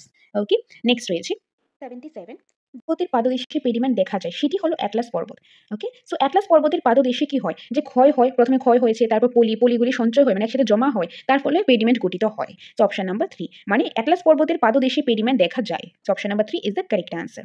নেক্সট 78 নম্বরে রয়েছে কর্ণাটকের মালনাদ মালভূমি হলো, কর্ণাটকের যে মালনাদ মালভূমি সেটি কোনটা? সেটি হলো বেবিচ্ছিন্ন মালভূমি। অপশন নাম্বার 2 বেবিচ্ছিন্ন মালভূমি। 79, স্তূপ পর্বতের দুপাশে ঢাল, স্তূপ পর্বতের যে দুপাশের ঢাল রয়েছে সেগুলি কি? সেগুলি বেশ খাড়া, মানে বেশ খাড়া টাইপের থাকে। স্তূপ পর্বতের পাদদেশে যে দুই পাশে যে ঢাল রয়েছে সেগুলি বেশ খাড়া থাকে। Option number 1। 80 নম্বর, টেবিল ল্যান্ডটা কি? টেবিল ল্যান্ডটা হলো এক ধরনের মালভূমি। অপশন নাম্বার 4 মালভূমি। 81, যে আগ্নেয়গিরির ভূমধ্যসাগরের অশোক স্তম্ভ বলা হয়, মানে একটা আগ্নেয়গিরিকে ভূমধ্যসাগরের অশোক স্তম্ভ বলা হয়, সেটা কোনটা? সেটা হবে ইটালির এই যে বিসুবিয়াস, মানে ইটালির বিসুবিয়াস যে আগ্নেয়গিরি রয়েছে সেটাকে ভূমধ্যসাগরের আলোক স্তম্ভ বলা হয়। সো অপশন নাম্বার 2 হবে এটা correct answer, and very important question. Next রয়েছে 82 নাম্বার, ক্ষয়জাত পর্বের অপর নাম, যে ক্ষয়জাত পর্বতটা রয়েছে সেটার অপর নাম কি? ক্ষয়জাত পর্বতের অপর নাম হলো অবশিষ্ট পর্বত। অনেক পর্বত, ধরো একটা পর্বত রয়েছে, ঠিক আছে, একটা পর্বত, জাস্ট এক্সাম্পল, পর্বত রয়েছে, এটা কি হচ্ছে? এটা ধীরে ধীরে ধরো এখান থেকে ক্ষয় হচ্ছে, ক্ষয় হওয়ার ফলে এটা কি হচ্ছে? তার যে উচ্চতাটা সেটা আস্তে আস্তে দিন দিন কমতে থাকছে। তো এটা যে কমছে, কারণ এইদিকে তো ক্ষয় হয়ে যাচ্ছে, এটা কমছে, তো এই যে যেটা বাকি আছে, ক্ষয় হওয়ার পর যেটা বাকি আছে বা যেটা অবশিষ্ট আছে, সেই ধরনের পর্বতকে বলা হয় অবশিষ্ট পর্বত। আর অবশিষ্ট পর্বতের আরেকটা নাম হলো ক্ষয়জাত পর্বত। ওকে, সো ক্ষয়জাত পর্বতের অপর নাম কি? অবশিষ্ট পর্বত। নেক্সট রয়েছে 83 নাম্বার, পর্বত বেষ্টিত মালভূমির সৃষ্টির কারণ, যে পর্বত বেষ্টিত মালভূমি যে সৃষ্টি হয় তার কারণটা কি? তার কারণটা হলো ভূ আলোড়ন। কি হবে? ভূ আলোড়ন। পর্বত বেষ্টিত মালভূমি সৃষ্টির একটা কারণ হলো ভূ আলোড়ন। 84, একটি মনাডঙ্কের উদাহরণ কি? একটি মনাডঙ্কের উদাহরণ হলো পরেশনাথ পাহাড়। কি হবে? পরেশনাথ পাহাড়। যে মনাডঙ্কের উদাহরণ হলো একটি পরেশনাথ পাহাড়। 85, টেনিস কি? টেনিসটা কি? টেনিস হলো একটি মহিকাত। কি হবে? মহিকাত। Option number 4 মহিকাত। 86, ভারতের সর্বোচ্চ মালভূমির নাম, ভারতের যে সর্বোচ্চ মালভূমি রয়েছে সেটার নাম কি? সেটার নাম হলো লাদাখ মালভূমি। ভারতের সর্বোচ্চ মালভূমির নাম লাদাখ মালভূমি। অপশন নাম্বার 4 হবে এটা কারেক্ট আনসার, কারণ এখানে ভারতের বলা হয়েছে। তো ভারতের সর্বোচ্চ মালভূমির নাম হলো লাদাখ মালভূমি। 87 পৃথিবীর সর্বাধিক ভূমিকম্প হয় কোথায়? পৃথিবীর সর্বাধিক ভূমিকম্প হয়, খুবই কমন একটা কোশ্চেন, সেটা হবে জাপানে। জাপানে পৃথিবীর সর্বাধিক ভূমিকম্প হয় জাপানে। কেন হয় তার কিন্তু একটা কারণ রয়েছে। তো সেই কারণটা কি? সেই যে কারণটা হলো মানে জাপান কোথায় রয়েছে? প্রশান্ত মহাসাগরে যে রিং অফ ফায়ার রয়েছে সেখানে অবস্থিত। মানে প্রশান্ত মহাসাগরের রিং অফ ফায়ারে অবস্থিত জাপান। যেখানে কি হয় যে প্লেট রয়েছে, প্লেটগুলি যখন সংঘর্ষ হয় তার কারণে কিন্তু ভূমিকম্পটা হয়ে থাকে। ধরো এটা হলো জাপান আর এখানে হলো প্রশান্ত মহাসাগর। ওকে, তো এই যে প্রশান্ত মহাসাগরের রিং অফ ফায়ারের মধ্যে এই জাপানটা অবস্থিত। ধরো এখানে একটা প্লেট রয়েছে, এখানে একটা প্লেট রয়েছে। এই প্লেটগুলি যখন সংঘর্ষ হয় তখন কিন্তু সেখানে ভূমিকম্পটা সৃষ্টি হয়। আর এই কারণে সবচেয়ে বেশি ভূমিকম্প জাপানে দেখা যায়। তার জন্য বলা হয় পৃথিবীতে সর্বাধিক ভূমিকম্প হয় জাপানে। সো অপশন নাম্বার 2 হবে এটা কারেক্ট আনসার। নেক্সট রয়েছে 88 নাম্বার, পৃথিবীর সর্বাধিক ভূমিকম্প প্রবল বলয় হলো, যে পৃথিবীর সর্বাধিক ভূমিকম্প বলয়টা কোনটা? তো সেটা কি হবে? সেটা হবে প্রশান্ত মহাসাগর উভয় তীরবর্তী অঞ্চল, যে প্রশান্ত মহাসাগর রয়েছে, প্যাসিফিক ওশান রয়েছে, তার যে তীরবর্তী অঞ্চলগুলো রয়েছে সেই তীরবর্তী অঞ্চলে সবচেয়ে বেশি ভূমিকম্প হয়ে থাকে। ওকে, যে প্রশান্ত মহাসাগর উভয় তীরবর্তী অঞ্চলে সবচেয়ে বেশি ভূমিকম্প হয়ে থাকে। এই জন্য এই স্থানটাকে ভূমিকম্প প্রবল বলে বলা হয়। কারণ এই অঞ্চলটির মধ্যে যে প্লেট টেকটনিক রয়েছে সেগুলি উচ্চ কার্যকলাপ হয়, তার জন্য এখানে বেশি কার্যকলাপ হয় প্লেট টেকটনিকগুলি। তো যেরকম প্লেট টেকটনিকগুলি কি হয়, ভূমিকম্প কি কারণে হতে পারে? 3 ধরনের। তো এখানে একটা প্লেট, এখানে একটা প্লেট, দুইটা এসে একসাথে এরকম লেগেছে তার জন্য হতে পারে। বা ধরো এখানে একটা প্লেট, এখানে একটা প্লেট, দুইটা আলাদা আলাদা হয়ে গেছে তার জন্য হতে পারে। বা ধরো এটা একটা প্লেট, এটা একটা প্লেট, দুইটা এইভাবে একটা এইভাবে মানে সংঘর্ষ হচ্ছে, ঘর্ষণ হয়েছে, মানে এটা এদিকে চলে যাচ্ছে, এটা তো এদিকে চলেছে, যাওয়ার সময় এই জায়গাটা টাচ হয়েছে। তো এই তিনটা কারণে কিন্তু ভূমিকম্প হয়ে থাকে। আর এই জায়গাটা মানে প্রশান্ত মহাসাগরে উভয় তীরবর্তী অঞ্চলে যে প্লেট টেকটনিক রয়েছে এখানে কার্যকলাপ তার ফাংশনটা বেশি হয়, তার জন্য কিন্তু ওই জায়গাতে বেশি ভূমিকম্প হয়। এই জন্যই পৃথিবীর সর্বাধিক ভূমিকম্প প্রবল বলে বলা হয়েছে প্রশান্ত মহাসাগর উভয় তীরবর্তী অঞ্চল। নেক্সট 89 নাম্বার, ভূমিকম্পের তীব্রতা মাপা হয় যে যন্ত্রের সাহায্যে, সেটা হবে রিক্টার স্কেল। ভূমিকম্পের তীব্রতা মাপা যায় রিক্টার স্কেলের মাধ্যমে, যে ভূমিকম্পে যে মানে কোন তরঙ্গ দিয়ে গেছে, এটা বেশি স্পিডে হয়েছে না স্লো হয়েছে, কোনটা বেশি ক্ষতি হয়েছে নাকি মিডিয়াম, তো এইগুলো আমরা মাপতে পারি কিসের মাধ্যমে? রিক্টার স্কেলের মাধ্যমে। নেক্সট 90 নাম্বার, ভূমিকম্পের ফলে সৃষ্ট বড় বড় সমুদ্রের ঢেউকে বলা হয়, যে ভূমিকম্পের ফলে যে বড় বড় সমুদ্রের ঢেউ সৃষ্টি হয়। ধরো যে এখন আমাদের সমুদ্রের মধ্যে ভূমিকম্প হলো, তাই যে ভূমিকম্প হলো, তখন এই ভূমিকম্পের ফলে যে কম্পনের ফলে কি হয়, বড় বড় সমুদ্রের ঢেউ সৃষ্টি হয়েছে, সেটাকে কি বলা হয়? সেটাকে বলা হয় সুনামি। কি বলা হয়? সুনামি। Option number 3। 91, অতি সম্প্রতি ভারত সহ দক্ষিণ পূর্ব এশিয়া ভূমিকম্প হয়, সেটা কবে হয়? সেটা হয় 2004 খ্রিস্টাব্দের 26 ডিসেম্বর। 2004 খ্রিস্টাব্দের 26 ডিসেম্বর। Option number 3। 92 নাম্বার, ভূপৃষ্ঠে ভূমিকম্পের তরঙ্গ গতিবেগ প্রতি সেকেন্ডে 5 থেকে 8 কিলোমিটার। ভূপৃষ্ঠে যে ভূমিকম্প তরঙ্গ রয়েছে তার যে গতিবেগটা সেটা প্রতি সেকেন্ডে 5 থেকে 8 কিলোমিটার। 93, ভূগর্ভে যে স্থানে ভূমিকম্পের উৎপত্তি হয় তাকে ভূমিকম্পের কি বলা হয়? তাকে ভূমিকম্পের কেন্দ্র বলা হয়। এখন ভূগর্ভে মানে কেন্দ্রমণ্ডল রয়েছে, গুরুমণ্ডল রয়েছে, আর একটা কি ভূত্বক রয়েছে। এই যে তিনটা রয়েছে এগুলি কি পৃথিবীর ভিতর, যত পৃথিবীর ভিতর দিকে যাওয়া হয় তাপমাত্রা বাড়তে থাকে, গরম বাড়তে থাকে, এটা তো আমরা আগেই দেখেছি, ইন্টিরিয়র অফ দ্য আর্থ ক্লাসেই দেখেছি। এখানে ধরো পৃথিবীর যে কেন্দ্রটা মানে ভূমিকম্প কোথায় উৎপত্তি হয় সেটা হয় পৃথিবীর গর্ভে, মানে পৃথিবীর ভিতরে হয়। ধরো এখানে হলো বা এখানে হলো, যেখানে হলো পৃথিবীর যে ভিতরে হয়, তো ওই যে জায়গাটা ধরো এখানে ভূমিকম্প সৃষ্টি হলো, এই জায়গাটা কি বলা হয়? এটাকে কেন্দ্র বলা হয়। কি বলা হয়? কেন্দ্র। এখন এখানে ভূমিকম্প সৃষ্টি হয়েছে, তার প্রভাবটা কোথায় দেখা গেছে? প্রভাব দেখা গেছে ভূত্বকে, মানে পৃথিবীর বাইরে, মানে আমরা যেখানে বসে সেখানে দেখা গেছে। তো এই জায়গাটা হবে কি? এটাকে বলা হয় উপকেন্দ্র। পৃথিবী মানে ভূগর্ভে যে স্থানে ভূমিকম্প উৎপত্তি হয়েছে সেটাকে কেন্দ্র বলা হয়, আর যে জায়গাতে প্রভাব মানে ভূত্বকে মানে পৃথিবীর বাইরে যে জায়গাতে মানে প্রভাবটা বেশি দেখা গেছে সেটাকে বলা হয় উপকেন্দ্র। ওকে, তো এখানে যেহেতু বলা হয়েছে ভূগর্ভে যে স্থানে ভূমিকম্পের উৎপত্তি হয় তাকে বলা হয় ভূমিকম্পের কেন্দ্র। সো অপশন নাম্বার 2 হবে এটা কারেক্ট অ্যান্সার। নেক্সট 94 নাম্বার, ভূমিকম্পের তীব্রতা সবচেয়ে বেশি অনুভূত হয় কোথায়? ভূমিকম্পের তীব্রতাটা সবচেয়ে বেশি কোথায় ফিল হয়, অনুভূত হয়? সেটা হবে কি? অবভিয়াসলি ভূত্বকে হবে, আর ভূত্বকে কোন জায়গাতে হবে? উপকেন্দ্রে হবে। উপকেন্দ্রে। So option number 1। 95, জাপানি শব্দ সু এর অর্থ কি? জাপানি শব্দ রয়েছে কি সুনামি। সুনামির যে সুটা রয়েছে সেটার মানে কি? সেটার মানে হলো বন্দর বা পোতাশ্রয়। সেটার মানে হলো বন্দর বা পোতাশ্রয়। So option number 2। Next 96 number, ভূমিকম্পের কেন্দ্রে অবস্থান ভূপৃষ্ঠ থেকে যে গভীরতায় সাধারণত দেখা যায় সেটা হলো 16 কিলোমিটার। ভূমিকম্পের কেন্দ্রে যে অবস্থান ভূপৃষ্ঠ থেকে যে গভীরতায় দেখা যায়, মানে নর্মালি যে গভীরতায় দেখা যায় সেটা হবে 16 কিলোমিটার। পৃথিবীতে ভূমিকম্প প্রবণ বলয় আছে কয়টি? আছে 3টি। পৃথিবীতে ভূমিকম্প প্রবণ বলয় আছে 3টি। So option number 2। নেক্সট রয়েছে 98 নাম্বার, সর্বাধিক ক্ষয়ক্ষতি হয় ভূমিকম্পের কোন তরঙ্গের মাধ্যমে? ভূমিকম্পের কিছু তরঙ্গ রয়েছে, পি তরঙ্গ, এস তরঙ্গ, এল তরঙ্গ। এই তরঙ্গগুলির মধ্যে কোনটার মাধ্যমে সবচেয়ে বেশি ক্ষয়ক্ষতি হয়? সেটা হবে এল তরঙ্গের দ্বারা সর্বাধিক ক্ষয়ক্ষতি হয়। So option number 3। Next 99 number, ভূকম্পন তরঙ্গ মূলত কয় প্রকার? ভূকম্পন যে তরঙ্গ রয়েছে সেটা মূলত 3 প্রকার। কয় প্রকার? 3 প্রকার। সেগুলি কি কি? পি তরঙ্গ, এস তরঙ্গ, এল তরঙ্গ। 100, জাপানি শব্দ নামি এর অর্থ কি? যে জাপানি শব্দ থেকে এসেছে সুনামি। সু কথার অর্থটা কি? সু কথার অর্থ হলো বন্দর বা পোতাশ্রয়। আর নামি শব্দের অর্থ হলো, নামি শব্দের অর্থটা কি? সেটা হবে ঢেউ। কি হবে? ঢেউ। অপশন নাম্বার 3 ঢেউ নাম্বার। 1883 সালে ইন্দোনেশিয়ার ভূমিকম্পের কারণ, যে 1883 সালে ইন্দোনেশিয়াতে একটা ভূমিকম্প হয়েছিল, সেই ভূমিকম্পের যে রিজনটা, কারণটা কি? পাত সঞ্চরণ, ধস, অগ্নুৎপাত, হিমানি সম্প্রপাত। কারণটা কি ছিল? তো এখানে কারেক্ট আনসার কি হবে? অগ্নুৎপাত। অগ্নুৎপাত হবে এটা কারেক্ট আনসার। 1883 সালে ইন্দোনেশিয়ার যে ভূমিকম্প হয়েছিল, সেই ভূমিকম্প হওয়ার যে মেইন রিজনটা সেটা হলো অগ্নুৎপাত। যে অগ্নুৎপাতের কারণে ভূমিকম্পটা হয়েছিল, খুব বড় ধরনের ভূমিকম্প হয়েছিল, যার কারণে সেখানে অনেকটাই ধ্বংস হয়েছিল। তো ইন্দোনেশিয়া ভূমিকম্পের কারণটা ছিল অগ্নুৎপাত। নেক্সট রয়েছে 102, প্রশান্ত মহাসাগরীয় বলয়ে সংঘটিত হয় মোট ভূমিকম্পে কত শতাংশ? 50%। তারপর রয়েছে কি 68, 80, 95। তো প্রশান্ত মহাসাগরের যে বলয়টা রয়েছে, যেটাকে রিং অফ ফায়ারও বলা হয়। কি বলা হয়? রিং অফ ফায়ারও বলা হয়। প্রশান্ত মহাসাগরের যে বলয়টা সেটাকে রিং অফ ফায়ারও বলা হয়। তো এই যে এখানে কি হয়? প্লেট টেকটনিক রয়েছে, প্লেট টেকটনিক সীমান্ত এলাকা, তার জন্য এখানে প্রচুর পরিমাণে ভাঙ্গন হয়, অগ্নুৎপাত হয়ে থাকে। আর প্রচুর পরিমাণে ভাঙ্গনের কারণে, অগ্নুৎপাতের কারণে সেখানে কিন্তু ভূমিকম্প দেখা যায়। তো এই জায়গাতে ভূমিকম্প দেখা যায় প্রায় 80%, প্রায় 80% দেখা যায়, 80% এর মতন দেখা যায়। প্রশান্ত মহাসাগরে বলয় সংঘটিত হয় মোট ভূমিকম্পে প্রায় 80% দেখা যায়। আর এই প্রশান্ত মহাসাগর বলয়টা অন্য কি নামে পরিচিত? রিং অফ ফায়ার নামে পরিচিত। কারণ এখানে প্রচুর পরিমাণে প্লেট টেকটনিক রয়েছে, এখানে প্রচুর পরিমাণে ভাঙ্গন হয়, অগ্নুৎপাত হয়, যে কারণে সেখানে ভূমিকম্প হয়ে থাকে। নেক্সট রয়েছে ভারতের সর্বাধিক ভূমিকম্প প্রবণ অঞ্চল হলো, ভারতের মধ্যে সবচেয়ে বেশি ভূমিকম্প প্রবণ অঞ্চলটা কোনটা? কি কি রয়েছে? উপকূলীয় সমভূমি অঞ্চল, দাক্ষিণাত্যের মালভূমি অঞ্চল, মধ্য ভারতের উচ্চভূমি অঞ্চল, হিমালয় পার্বত্য অঞ্চল। তো এখানে কারেক্ট আনসারটা কি হবে? তো এখানে কারেক্ট আনসারটা জানার আগে আমাদের জানতে লাগবে যে ভূমিকম্প যে হয়, ভূমিকম্প কেন হয়ে থাকে। প্রথমত প্লেট টেকটনিক রয়েছে, ঠিক আছে? যে প্লেট টেকটনিক রয়েছে, ধরো এটা একটা প্লেট টেকটনিক, এটা একটা প্লেট টেকটনিক, দুইটা প্লেট টেকটনিক যদি একটা একটার সাথে এসে এরকম সংঘর্ষ হয়, তাহলে ভূমিকম্প হতে পারে। বা দুইটা প্লেট টেকটনিক যদি একটা একটা থেকে একটু দূরে সরে যায়, তাহলেও হতে পারে। বা ধরো এটা একটা প্লেট টেকটনিক, এটা একটা টেকটনিক, দুইটা কি হলো একসাথে একটা একটা পাশ দিয়ে গেছে ঘষা লেগেছে, এই কারণে ভূমিকম্প হতে পারে। ওকে, তো এই যে ভূমিকম্প, এই কারণে প্লেট টেকটনিকগুলির কারণে ভূমিকম্প হয়ে থাকে। তার মধ্যে আমাদের যে ভারতবর্ষের মধ্যে হিমালয় পার্বত্য যে অঞ্চলটা রয়েছে, এটা কেন হয়েছে? হিমালয় যে পার্বতটা হয়েছে, এটাই যে পর্বতগুলো, পাহাড়গুলো হয়েছে, এগুলি কেন, কিভাবে হয়েছে? ধরো এটা একটা প্লেট, এটা একটা প্লেট, প্লেট টেকটনিক রয়েছে। এখন দুইটা কি হলো? দুইটা একসাথে এসে এইভাবে সংঘর্ষ হলো, দুইটা একসাথে এভাবে সংঘর্ষ হলো। সংঘর্ষ হওয়াতে যেটা ভারী, ভারী জিনিসগুলো কি হয়েছে? একটু নিচের দিকে চলে এসেছে, এবং যে এই জায়গাটা, যে অঞ্চলটা হালকা, সেই অঞ্চলটা উপর দিকে চলে গেছে। উপর দিকে চলে গিয়ে কিন্তু এটা কি হয়েছে? এটা পর্বত সৃষ্টি হয়েছে। আর এটা কিন্তু আস্তে আস্তে যত বেশি সময় যাচ্ছে, প্লেটগুলিকে একটা একটার সাথে আরো বেশি সংঘর্ষ হচ্ছে, তো ভারীটা নিচের দিকে চলে যাচ্ছে আস্তে আস্তে, আর যে হালকা পাটটা রয়েছে সেটা আস্তে আস্তে উপর দিকে চলে যাচ্ছে। সেগুলি কিন্তু হিমালয় পার্বত্য অঞ্চল। তো ভারতের মধ্যে সবচেয়ে বেশি ভূমিকম্প প্রবল অঞ্চল হলো হিমালয় পার্বত্য অঞ্চল। ওকে, তো হিমালয় পার্বত্য অঞ্চল হলো ভারতের মধ্যে সর্বাধিক ভূমিকম্প প্রবণ অঞ্চল। সো অপশন নাম্বার 4 হবে এটা কারেক্ট আনসার। খুব ইম্পর্টেন্ট পার্ট। ভূমিকম্পের ক্লাসটা দেখে নেবে, তাহলে আরো ভালোভাবে বুঝতে পারবে যে ভূমিকম্প কেন হয়ে থাকে বা কিভাবে হয়ে থাকে, প্লেট টেকটনিক গুলো কিভাবে হয়ে থাকে, সম্পূর্ণ ডিটেইলসে জানতে পারবে। তো কনসেপ্টটা করলে ইজিলি তোমরা এমসিকিউস গুলো আনসার করতে পারবে। এনিওয়ে, নেক্সট রয়েছে অসমে দিবং নদীর গতিপথ পরিবর্তিত হয়েছিল। অসমে একটা নদী রয়েছে, সেটা কি? দিবং নদী। এই নদীর যে গতিপথটা, নদীর যে রাস্তাটা, সেটা পরিবর্তিত হয়েছিল। কেন হয়েছিল? অগ্নুৎপাতের ফলে, ভূমিকম্পের ফলে, দশের ফলে, পারমাণবিক বিস্ফোরণের ফলে। কেন হয়েছিল? যে অসমে যে দিবং নদীটা, সেটা পরিবর্তিত হয়েছিল ভূমিকম্পের ফলে। কিসের ফলে? ভূমিকম্পের ফলে। এখন ভূমিকম্পের ফলে কিভাবে নদীর গতিপথ পরিবর্তিত হয়, সেটার জন্য প্লেট টেকটনিক জানতে লাগবে। তো আমরা একটু আগে জাস্ট দেখেছিলাম, দুইটা প্লেট টেকটনিক যদি একটা একটা সংঘর্ষ হয়, তাহলে ভূমিকম্প হতে পারে। দুইটা প্লেট টেকটনিক একটা একটা থেকে দূরে চলে গেলে হতে পারে। বা ধরো একটা প্লেট পাশ দিয়ে গেছে, এটা ঘষা লেগেছে, তাহলেও হতে পারে।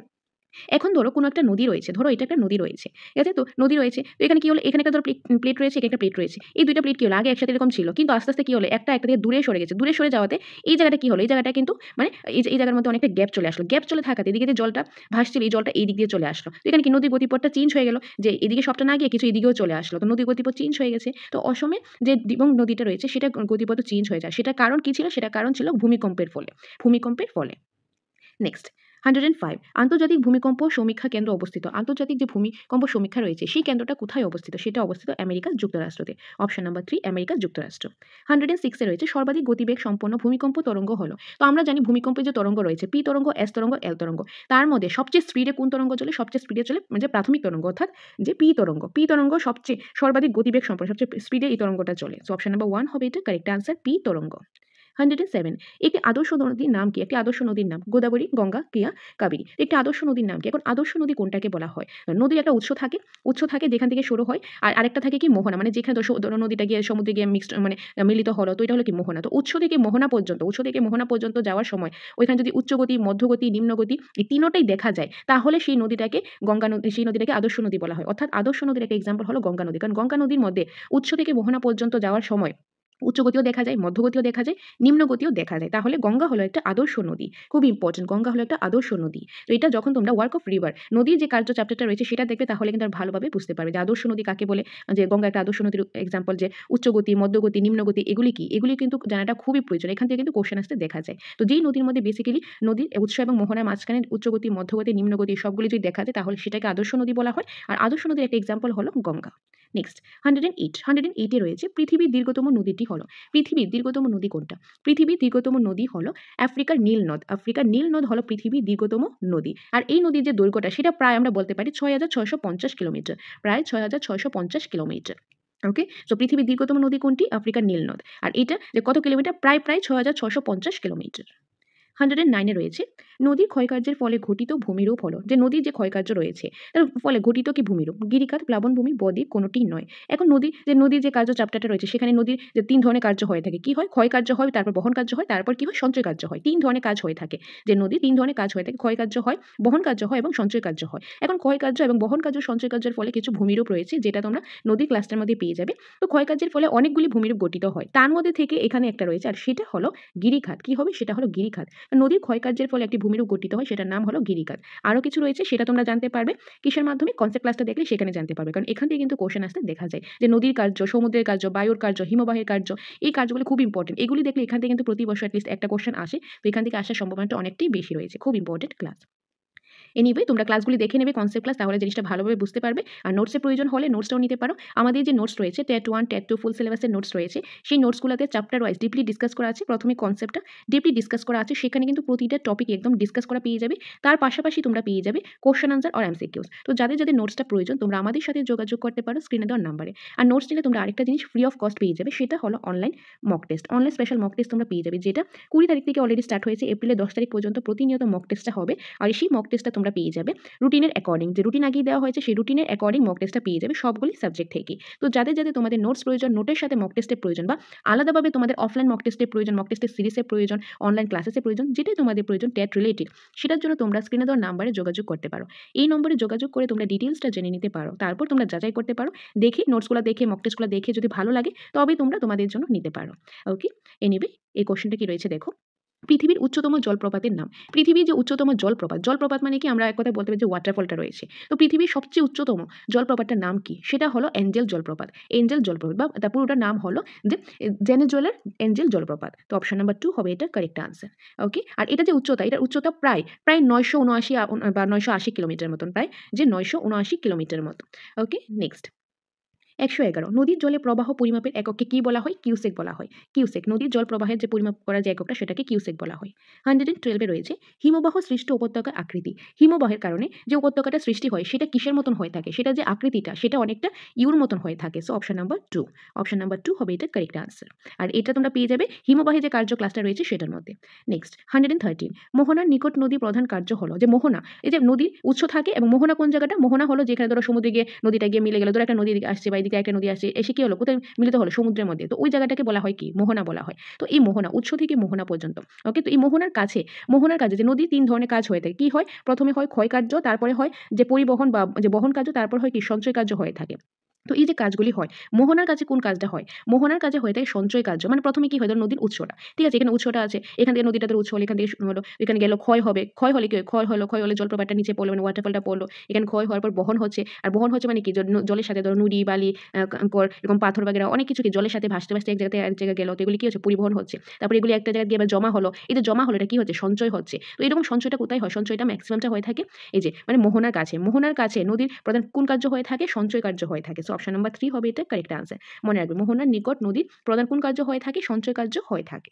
নেক্সট 114 রয়েছে হিমবাহজাত ভাসমান বরফের স্তূপকে বলা হয়, যে হিমবাহজাত ভাসমান বরফের স্তূপকে কি বলা হয়? সেটাকে বলা হয় হিমশৈল। কি বলা হয়? হিমশৈল। যে যে ভাসমান যে বরফের স্তূপটা থাকে সেটাকে হিমশৈল বলা হয়। 115 রয়েছে পৃথিবীর দীর্ঘতম মহাদেশীয় হিমবাহের নাম কি? পৃথিবীর মধ্যে যে দীর্ঘতম মহাদেশীয় হিমবাহ রয়েছে সেটার নামটা কি? সেটার নামটা হলো ল্যাম্বার্ট। ওকে, সেটার নাম কি? সেটার নাম হলো ল্যাম্বার্ট। আর সেটা হলো অ্যান্টার্কটিকা, মানে লম্বার্ট। পৃথিবীর দীর্ঘতম মহাদেশীয় হিমবাহ। নেক্সট রয়েছে 116 হিমবাহের গড় ঘর্ষণে পাহাড়ের গায়ে যে ফাঁক দেখা যায় তাকে বলা হয়, যে হিমবাহ রয়েছে সেটার ঘর্ষণের কারণে কি হয়, যে পাহাড় রয়েছে পাহাড়ের গায়ের মধ্যে যে ফাঁক বা ছিদ্র দেখা যায় বা চ্যানেল দেখা যায় তার কারণে কি মানে তাকে কি বলা হয়, সেটাকে কি বলা হয়, হামদা, আগামক, বার্গসুন্ড, টামলিন, সেটাকে বলা হয় বার্গসুন্ড। কি বলা হয়, বার্গসুন্ড। Option number 3। 117 ভারতের বৃহত্তম হিমবাহের নাম। ভারতের যে বৃহত্তম হিমবাহ রয়েছে সেটার নাম কি, সেটার নাম হলো সিয়াচেন। সেটার নাম হলো সিয়াচেন। ভারতের বৃহত্তম যে হিমবাহ রয়েছে সেটার নাম হলো সিয়াচেন। আর এটা বিশ্বের অন্যতম দীর্ঘতম হিমবাহ বলা হয়। যদি বলা হয় ভারতের বৃহত্তম হিমবাহ সিয়াচেন, আর যদি বলা হয় বিশ্বের ক্ষেত্রে বিশ্বের অন্যতম দীর্ঘতম হিমবাহ, তাহলেও কিন্তু সিয়াচেনই আনসারটা হবে। মনে রাখবে, দীর্ঘতম যে পৃথিবী যে দীর্ঘতম হিমবাহ রয়েছে সেটাও হলো কি, সিয়াচেন। 180 হিমবাহের ক্ষয়কার্যের ফলে সৃষ্ট ভূমিরূপ। যে হিমবাহর ক্ষয়কার্য হয়, হিমবাহের কি ক্ষয়কার্য হয়ে থাকে, সেটার ফলে কিছু ভূমিরূপ সৃষ্টি হয়। তার মধ্যে থেকে এখান থেকে কোনটা, এসকার, ড্রামলিন, এরিটি, কেম্প। তো এখান থেকে হিমবাহের ক্ষয়কার্যের ফলে যেটা হয়, যে ভূমিরূপটা সৃষ্টি হয় সেটা হলো এরিটি। কি হবে, এরিটি। Option number 3 arête. 119 বায়ুর কার্য সবচেয়ে বেশি হয়। বায়ুর কার্য সবচেয়ে বেশি কোথায় হয়, যে উপকূল অঞ্চলে, পার্বত্য অঞ্চলে, মরু অঞ্চলে, নিরক্ষীয় অঞ্চলে। তো বায়ুর কার্য সবচেয়ে বেশি হয়ে থাকে মরু অঞ্চলে। অপশন নাম্বার 3 মরু অঞ্চলে সবচেয়ে বেশি বায়ুর কার্য হয়ে থাকে। যেরকম মরু অঞ্চলে যে বায়ু শক্তির কারণে যে একটা ভূমিরূপ সৃষ্টি হয়, যেরকম একটা ভূমিরূপ হলো বালিয়াড়ি। কি হবে, বালিয়াড়ি। একটা ভূমিরূপ রয়েছে, সেটাকে কি বলা হয়, বালিয়াড়ি। নেক্সট 120 আধখানা চাঁদের মতো গঠিত বালিয়াড়িকে বলা হয়। এই যে বালিয়াড়িটা কি, সেটা হলো যে মরু অঞ্চলে বায়ুশক্তির কারণে যে ভূমিরূপ সৃষ্টি হয় সেটা হলো বালিয়াড়ি। তো এই যে বালিয়াড়ি আধখানা চাঁদের মতো গঠিত হয়, এই বালিয়াড়িকে সেটাকে কি বলা হয়, সেটাকে বলা হয় বারখান। কি বলা হয়, বারখান। Option number 3 barchan. 121 মরু অঞ্চলের শুষ্ক নদীখাতকে বলা হয়। মরু অঞ্চলের শুষ্ক নদীখাতকে কি বলা হয়, ওয়াদি বলা হয়। Option number 1 ওয়াদি। 122 মরু অঞ্চলে লবণাক্ত হ্রদকে বলা হয়। যে মরু অঞ্চলে লবণাক্ত হ্রদ রয়েছে, আর সেটাকে কি বলা হয়, সেটাকে প্লায়া বলা হয়। কি বলা হয়, প্লায়া। যে মরু অঞ্চলে যে শুকনো বা যে লবণাক্ত হ্রদ রয়েছে সেটাকে প্লায়া বলা হয়, সেগুলিকে প্লায়া নামে পরিচিত। 123 ভারতের লবণাক্ত হ্রদগুলিকে বলা হয়। ভারতের লবণাক্ত হ্রদগুলিকে বলা হয় প্লায়া। কি বলা হয়, প্লায়া। যেরকম আমাদের যে ভারতবর্ষের মধ্যে রাজস্থান রয়েছে, রাজস্থানের মধ্যে একটা হ্রদ রয়েছে যেটার নাম হলো সম্বর হ্রদ। কি হ্রদ, এই যে সম্বর হ্রদ। এই সম্বর হ্রদ এটাও কিন্তু একটা লবণাক্ত হ্রদ, তো এটাকেও বলা হয় প্লায়া। এটা কোথায় রয়েছে, এটা রাজস্থানে রয়েছে। নেক্সট রয়েছে 124 পৃথিবীর বৃহত্তম মরুভূমির নাম। পৃথিবীর যে বৃহত্তম মরুভূমি রয়েছে সেই মরুভূমির নাম কি। তো এখানে কারেক্ট আনসারটা কি হবে, এখানে কারেক্ট আনসারটা হবে সাহারা মালভূমি। কি হবে, সাহারা মালভূমি। রাজস্থানের চলমান বালিয়াড়িকে কি বলা হয়, রাজস্থানের যে চলমান বালিয়াড়ি রয়েছে সেটাকে বলা হয় ধ্রিয়ান। অপশন নাম্বার 2 ধ্রিয়ান বলা হয়। নেক্সট 126 বায়ু সঞ্চয় কার্যের ফলে সৃষ্ট ভূমিরূপ। যে বায়ু সঞ্চয় কার্যের ফলে যে ভূমিরূপটা সৃষ্টি হয় সেটার নাম কি, সেটার নাম হলো বারখান। এটা কি কারণে হয়, বায়ু সঞ্চয় কার্যের ফলে এই ভূমিরূপটা সৃষ্টি হয়, তো এটার নাম হলো বারখান। 127 যেসব বালিয়াড়ি বায়ুর গতির সঙ্গে সমান্তরালভাবে গড়ে ওঠে তাদের কি বলা হয়। যে যেসব বালিয়াড়ি রয়েছে যেগুলো কি হয়, বায়ুর গতির সঙ্গে সমান্তরালভাবে গড়ে ওঠে, সেটাকে কি বলা হয়, পুচ্ছ বালিয়াড়ি, অনুদৈর্ঘ্য বালিয়াড়ি, মস্তক বালিয়াড়ি, তির্যক বালিয়াড়ি। তো সেটাকে বলা হয় অনুদৈর্ঘ্য বালিয়াড়ি। কি বালিয়াড়ি বলা হয়, অনুদৈর্ঘ্য বালিয়াড়ি। 128 রয়েছে যেসব বালিয়াড়ি বায়ুর গতির ঠিক বিপরীত দিকে সরু লেজের আকারে সৃষ্টি হয় তাকে কোন বালিয়াড়ি বলা হয়, তির্যক, পার্শ্ব, পুচ্ছ, মস্তক। তো কারেক্ট আনসার হলো পুচ্ছ বালিয়াড়ি। পুচ্ছ বালিয়াড়ি মানে যেসব বালিয়াড়ি বায়ুর গতি ঠিক বিপরীত দিকে সরু লেজের আকারে সৃষ্টি হয় সেটাকে পুচ্ছ বালিয়াড়ি বলা হয়। 129 উৎপাদন ক্ষয় প্রক্রিয়া দেখা যায়। যে উৎপাদন যে ক্ষয় প্রক্রিয়া রয়েছে সেটা দেখা যায়, সেটা কোথায় দেখা যায় বা কিভাবে দেখা যায়, আবহবিক কার্যে, নদীর কার্যে, হিমবাহের কার্যে, বায়ুর কার্যে। তো সেটা দেখা যায় হিমবাহের কার্যের কারণে, হিমবাহের যে কার্য রয়েছে সেটার কারণে উৎপাদন ক্ষয় প্রক্রিয়াটা দেখা যায়।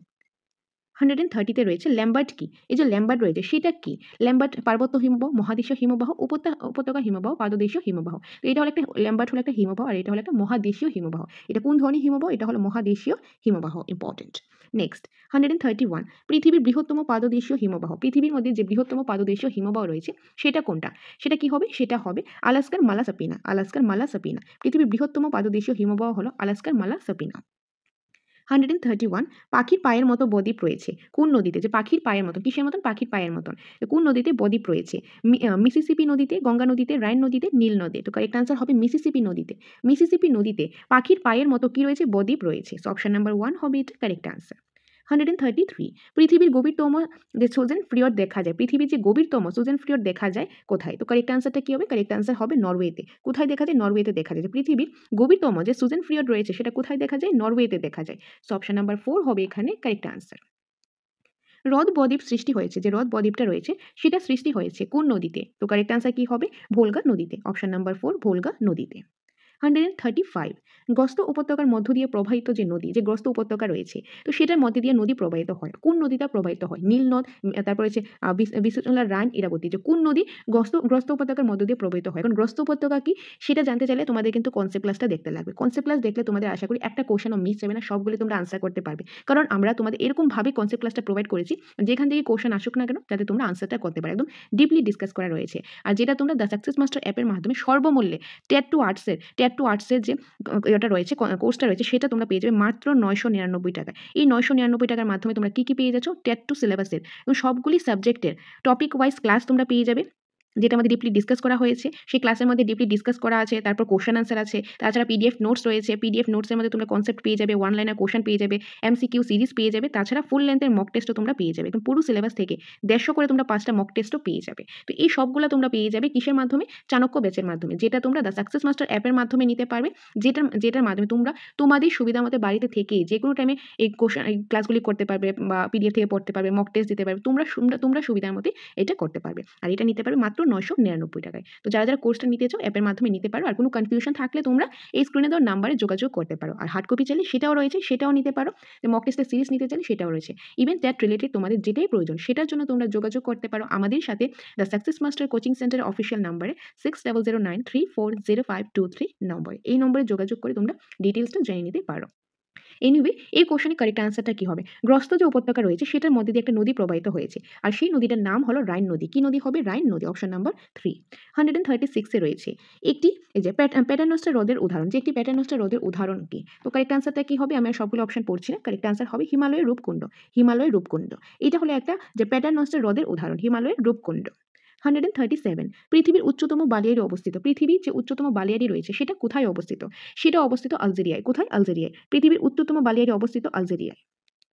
138 মরুভূমি দখল করে রয়েছে পৃথিবীর মোট স্থলভাগে। যে মরুভূমি কি? পৃথিবীর মধ্যে কি মরুভূমি আছে আমরা জানি। তো এখানে কি এটা দখল করে রয়েছে? পৃথিবীর কতটুকু স্থলভাগের মধ্যে কতটুকু জায়গা মরুভূমি দখল করে আছে?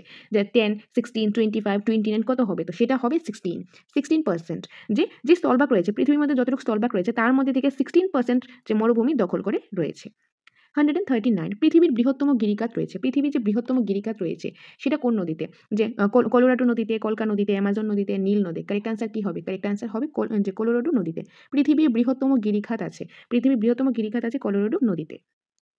140 এই যে হরু জলপ্রপাত অবস্থিত। তো হরু জলপ্রপাত কোথায় অবস্থিত? মানে এই যে হরু ওয়াটারফলটা রয়েছে সেটা কোথায় অবস্থিত? সেটা অবস্থিত সুবর্ণরেখা নদীতে। কোথায়? সুবর্ণরেখা নদীতে হরু জলপ্রপাত অবস্থিত। So option number 4 is the correct answer. পৃথিবীর উচ্চতম জলপ্রপাত অবস্থিত। পৃথিবীর উচ্চতম জলপ্রপাত কোথায় অবস্থিত? পেরুতে, ভেনেজুয়েলাতে, ব্রাজিলে, ভারতে। কারেক্ট আনসার এই যে ভেনেজুয়েলাতে। Option number 2। পৃথিবীর দ্রুততম হিমবাহ কোনটা? পৃথিবীর যে হিমবাহ রয়েছে তার মধ্যে একটা দ্রুততম রয়েছে। তো কোনটা সবচেয়ে বেশি দ্রুততম? তো কারেক্ট আনসার কি হবে? আলাস্কার কলম্বিয়া। আলাস্কার কলম্বিয়া হলো একটা হিমবাহ। আলাস্কার মধ্যে কি রয়েছে? একটা হিমবাহ, সেটার নাম হলো কলম্বিয়া। ওকে, যে আলাস্কার কলম্বিয়া। এই আলাস্কার কলম্বিয়াটা হলো পৃথিবীর মধ্যে সবচেয়ে বেশি দ্রুততম হিমবাহ। সো অপশন নাম্বার 3 হবে এটা কারেক্ট আনসার। 143 এ রয়েছে সিয়াচেন হিমবাহের দৈর্ঘ্য। সিয়াচেন হলো একটা হিমবাহ আর সেটা দৈর্ঘ্যটা কত? সেটা হলো প্রায় 76 কিলোমিটার, প্রায় 76 কিলোমিটার। সিয়াচেন হলো একটা হিমবাহ আর এটা দৈর্ঘ্যটা হলো প্রায় 76 কিলোমিটার। 144 এই যে তাকলামাকান মরুভূমি অবস্থিত। কোথায় অবস্থিত? চীনে অবস্থিত। অপশন নাম্বার 2 চীনে অবস্থিত। 145 ভারতের সর্বোচ্চ জলপ্রপাত অবস্থিত। ভারতে যে সর্বোচ্চ জলপ্রপাত রয়েছে সেটা কোন নদীতে অবস্থিত? সেটা অবস্থিত যে সরাবতী নদীতে। কোন নদীতে? সরাবতী নদীতে। ভারতের সর্বোচ্চ জলপ্রপাত অবস্থিত সরাবতী নদীতে। খুব ইম্পর্টেন্ট। ওকে, তো ভারতের মধ্যে সর্বোচ্চ জলপ্রপাত রয়েছে, জলপ্রপাত মিন্স ওয়াটারফল রয়েছে। সবচেয়ে বড় ওয়াটারফলটা রয়েছে কোন নদীতে? সরাবতী নদীতে। 146 স্প্যানিশ ভাষায় মেসের অর্থ কি? যে স্প্যানিশ ভাষার মধ্যে যে মেসের তার অর্থটা কি? তার অর্থটা হলো টেবিল। তার অর্থ হলো টেবিল। 147 বারখান বালিয়াড়ির উচ্চতা হলো, যে বারখান একটা বালিয়াড়ি আর সেটা উচ্চতাটা কতটুকু? সেটা উচ্চতা প্রায় আমরা বলতে 15 থেকে 30 কিলোমিটার। প্রায় 15 থেকে 30 কিলোমিটারের মধ্যে হলো বারখান বালিয়াড়ির উচ্চতাটা। So option number 1। 148 প্রস্তরময় মরুভূমিকে লিবিয়ার বলা হয়। যে প্রস্তরময় মরুভূমি রয়েছে মরুভূমিকে লিবিয়ার বলা হয়। কোম, আর্ক, সেরির, রেড। কারেক্ট আনসার কি হবে? সেরির। Option number 3 সেরির। 149 এ রয়েছে ওয়েলবেক বালিয়াড়ির অপর নাম। যে ওয়েলবেক বালিয়াড়ি রয়েছে সেটার অপর নাম কি? সেটা আরেকটা নাম কি? সেটা আরেকটা নাম হলো দ্রাস। Option number 1 Dras. 150 আজকের ক্লাসের লাস্ট কোশ্চেন। বায়ুমণ্ডলের আনুমানিক বয়স কত বছর? যে বায়ুমণ্ডল রয়েছে সেটার আনুমানিক বয়সটা কত বছর? তো এটা আমরা বলতে পারি প্রায় 350 কোটি। 350 কোটি, অপশন নাম্বার এ 350 কোটি।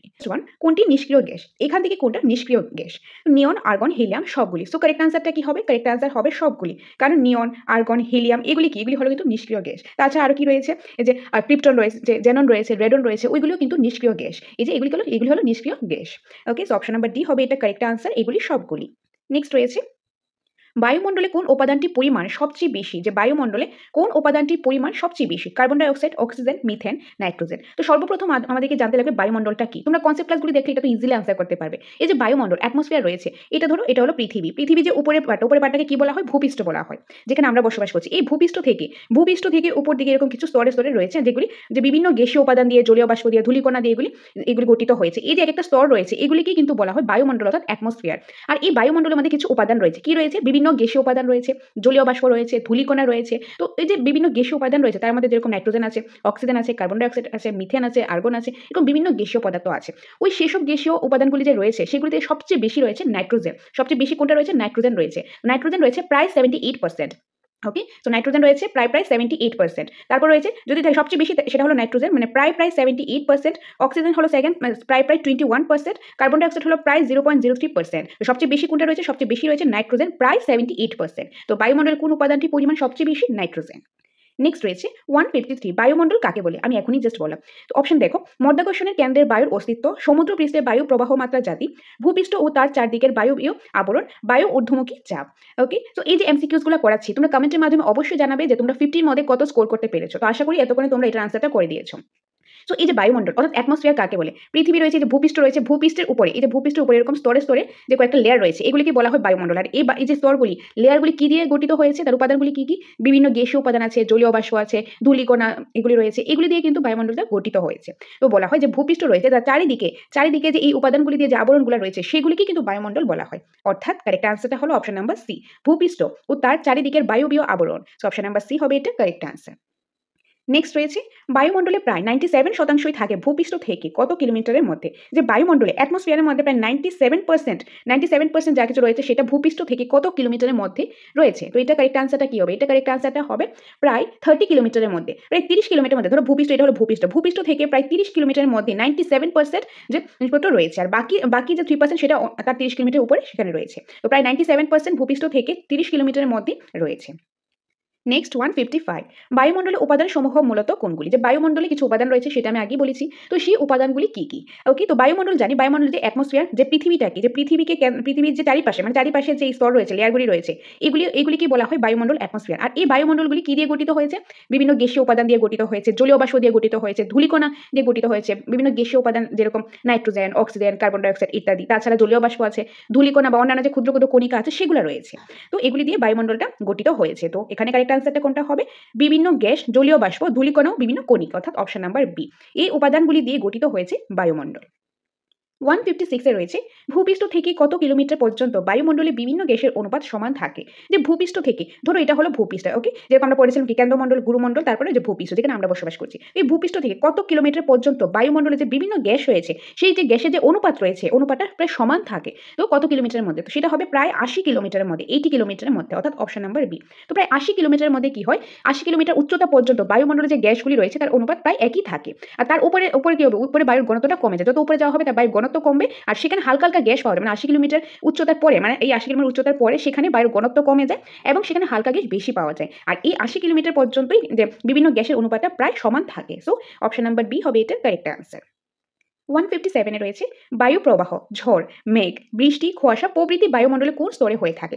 এই যে বায়ু প্রবাহ, তো এই যে বাতাস, তারপরে যে ঝড়, মেঘ, বৃষ্টি, কুয়াশা, এই যে এগুলো রয়েছে, এগুলি বায়ুমণ্ডল কোন স্তরে রয়েছে? তো বায়ুমণ্ডলে কিছু স্তর রয়েছে, যেরকম ট্রপোস্ফিয়ার, স্ট্র্যাটোস্ফিয়ার, তারপর যেরকম মেসোস্ফিয়ার, এক্সোস্ফিয়ার, থার্মোস্ফিয়ার, ম্যাগনেটোস্ফিয়ার, যে এগুলি এক একটা স্তর রয়েছে। তো কোন স্তরের মধ্যে বায়ু প্রবাহ, ঝড়, মেঘ, বৃষ্টি, কুয়াশা প্রভৃতি এগুলি দেখা যায়? তো এটা হবে যে স্তরগুলি রয়েছে, এক একটা স্তর রয়েছে, তো এই সবচেয়ে নিচে ভূপৃষ্ঠের পরে, ভূপৃষ্ঠের কাছে যে স্তরটা রয়েছে, মানে একদম সবচেয়ে নিচের যে স্তরটা অর্থাৎ ট্রপোস্ফিয়ার যে স্তরটা, সেই স্তরে অর্থাৎ ট্রপোমণ্ডল। কি হবে? ট্রপোমণ্ডল, অপশন নাম্বার এ ট্রপোমণ্ডল। ওকে, তো পৃথিবীর বায়ুমণ্ডলে সবচেয়ে নিচে যে স্তর রয়েছে সেটা হলো কি? ট্রপোস্ফিয়ার। এখানে কিন্তু আবহাওয়ার পরিবর্তন ঘটে। আবহাওয়ার পরিবর্তন কখন ঘটবে? যে বায়ু প্রবাহ, ঝড়, মেঘ, বৃষ্টি, কুয়াশা এগুলি কারণে তো আবহাওয়ার পরিবর্তন হয়। আর এই আবহাওয়ার কিন্তু প্রতিদিনই পরিবর্তন হচ্ছে। এই আবহাওয়া পরিবর্তন হয় কোন স্তরের মধ্যে? ট্রপোস্ফিয়ার স্তরের মধ্যে। আর এটা ভূপৃষ্ঠ থেকে বলতে পারি প্রায় যে এই 18 থেকে 20 কিলোমিটার পর্যন্ত বিস্তৃত। তো ট্রপোস্ফিয়ার স্তরে সর্বনিম্ন স্তরের মধ্যে বায়ু প্রবাহ, ঝড়, মেঘ, বৃষ্টি, কুয়াশা প্রভৃতি দেখা যায়। অর্থাৎ এখানে হবে অপশন নাম্বার এ, ট্রপোমন্ডল। তো তোমরা যদি কনসেপ্ট ক্লাসটা দেখে থাকো তাহলে কিন্তু ইজিলি জিনিসটা আনসার করতে পারবে। নেক্সট রয়েছে কোনটি আবহাওয়ার বৈশিষ্ট্য? তো এখান থেকে কোনটা আবহাওয়ার বৈশিষ্ট্য? তো কি রয়েছে দেখো, 30-40 বছরে কোনো এলাকা গড় আবহাওয়া, জলবায়ু তারতম্যের পরিমাণ, কোনো এলাকা দৈনন্দিন বায়ু চাপ, বায়ু প্রবাহের গড় অবস্থা, কোনো এলাকার দীর্ঘমেয়াদী গড় অবস্থা, আবহাওয়ার অবস্থা। তো আবহাওয়ার বৈশিষ্ট্য আমি জাস্ট একটু আগে তোমাদের বলেছি আবহাওয়াটা কি হয়, আবহাওয়াটা তো প্রতিদিন চেঞ্জ হয়। যদি বলা হয় জলবায়ু, জলবায়ু কিন্তু অনেক বছর পর পর অনেক বছর মানে অনেক বছরের যে আবহাওয়াটা রয়েছে, মানে যে জলবায়ুটা রয়েছে সেটাই কিন্তু মানে জলবায়ু বলা হচ্ছে। কিন্তু আবহাওয়াটা কি হয়, প্রতিদিনই কিন্তু চেঞ্জ হয়। যে কোনো একটা জায়গায় কোনো নির্দিষ্ট সময় বা নির্দিষ্ট একটা স্থানে তো ওই জায়গার বায়ু তাপমাত্রা কিরকম, আর্দ্রতা, বৃষ্টিপাত ইত্যাদি কিন্তু পরিবর্তনশীল অবস্থায় পরিবর্তিত হতে থাকে। এটি কি মানে প্রতিদিনে পরিবর্তিত হয় এই আবহাওয়াটা। তাহলে কি বোঝাবে, কোনো এলাকার দৈনন্দিন মানে প্রতিদিনের বায়ু চাপ, বায়ু প্রবাহের গড় অবস্থাকে বোঝায়। এটাই হলো আবহাওয়ার একটা বৈশিষ্ট্য। অপশন নাম্বার সি হবে এটা কারেক্ট আনসার। নেক্সট রয়েছে 159, কোনগুলি জলবায়ু নিয়ম? এখান থেকে কোনটা জলবায়ু নিয়ম? মৃত্তিকা অক্ষাংশ, আণিক গতি, বার্ষিক গতি, বায়ুর ঘনত্ব, বায়ুর মৃদু ভাবাপন্ন। তো কোনটা হবে? এটা হবে মৃত্তিকা ও অক্ষাংশ। নেক্সট রয়েছে 160, বায়ু প্রবাহ হলো, বায়ু প্রবাহটা কি? বায়ু এক স্থান থেকে প্রবাহিত হওয়া, বায়ু স্থির হয়ে এক স্থানে অবস্থান, ভূপৃষ্ঠের অনুভূমিক সমান্তরাল বায়ু প্রবাহ হওয়া, বায়ু দ্বারা ভূমিক্ষয় হওয়া। নিচে কোনটি সঠিক?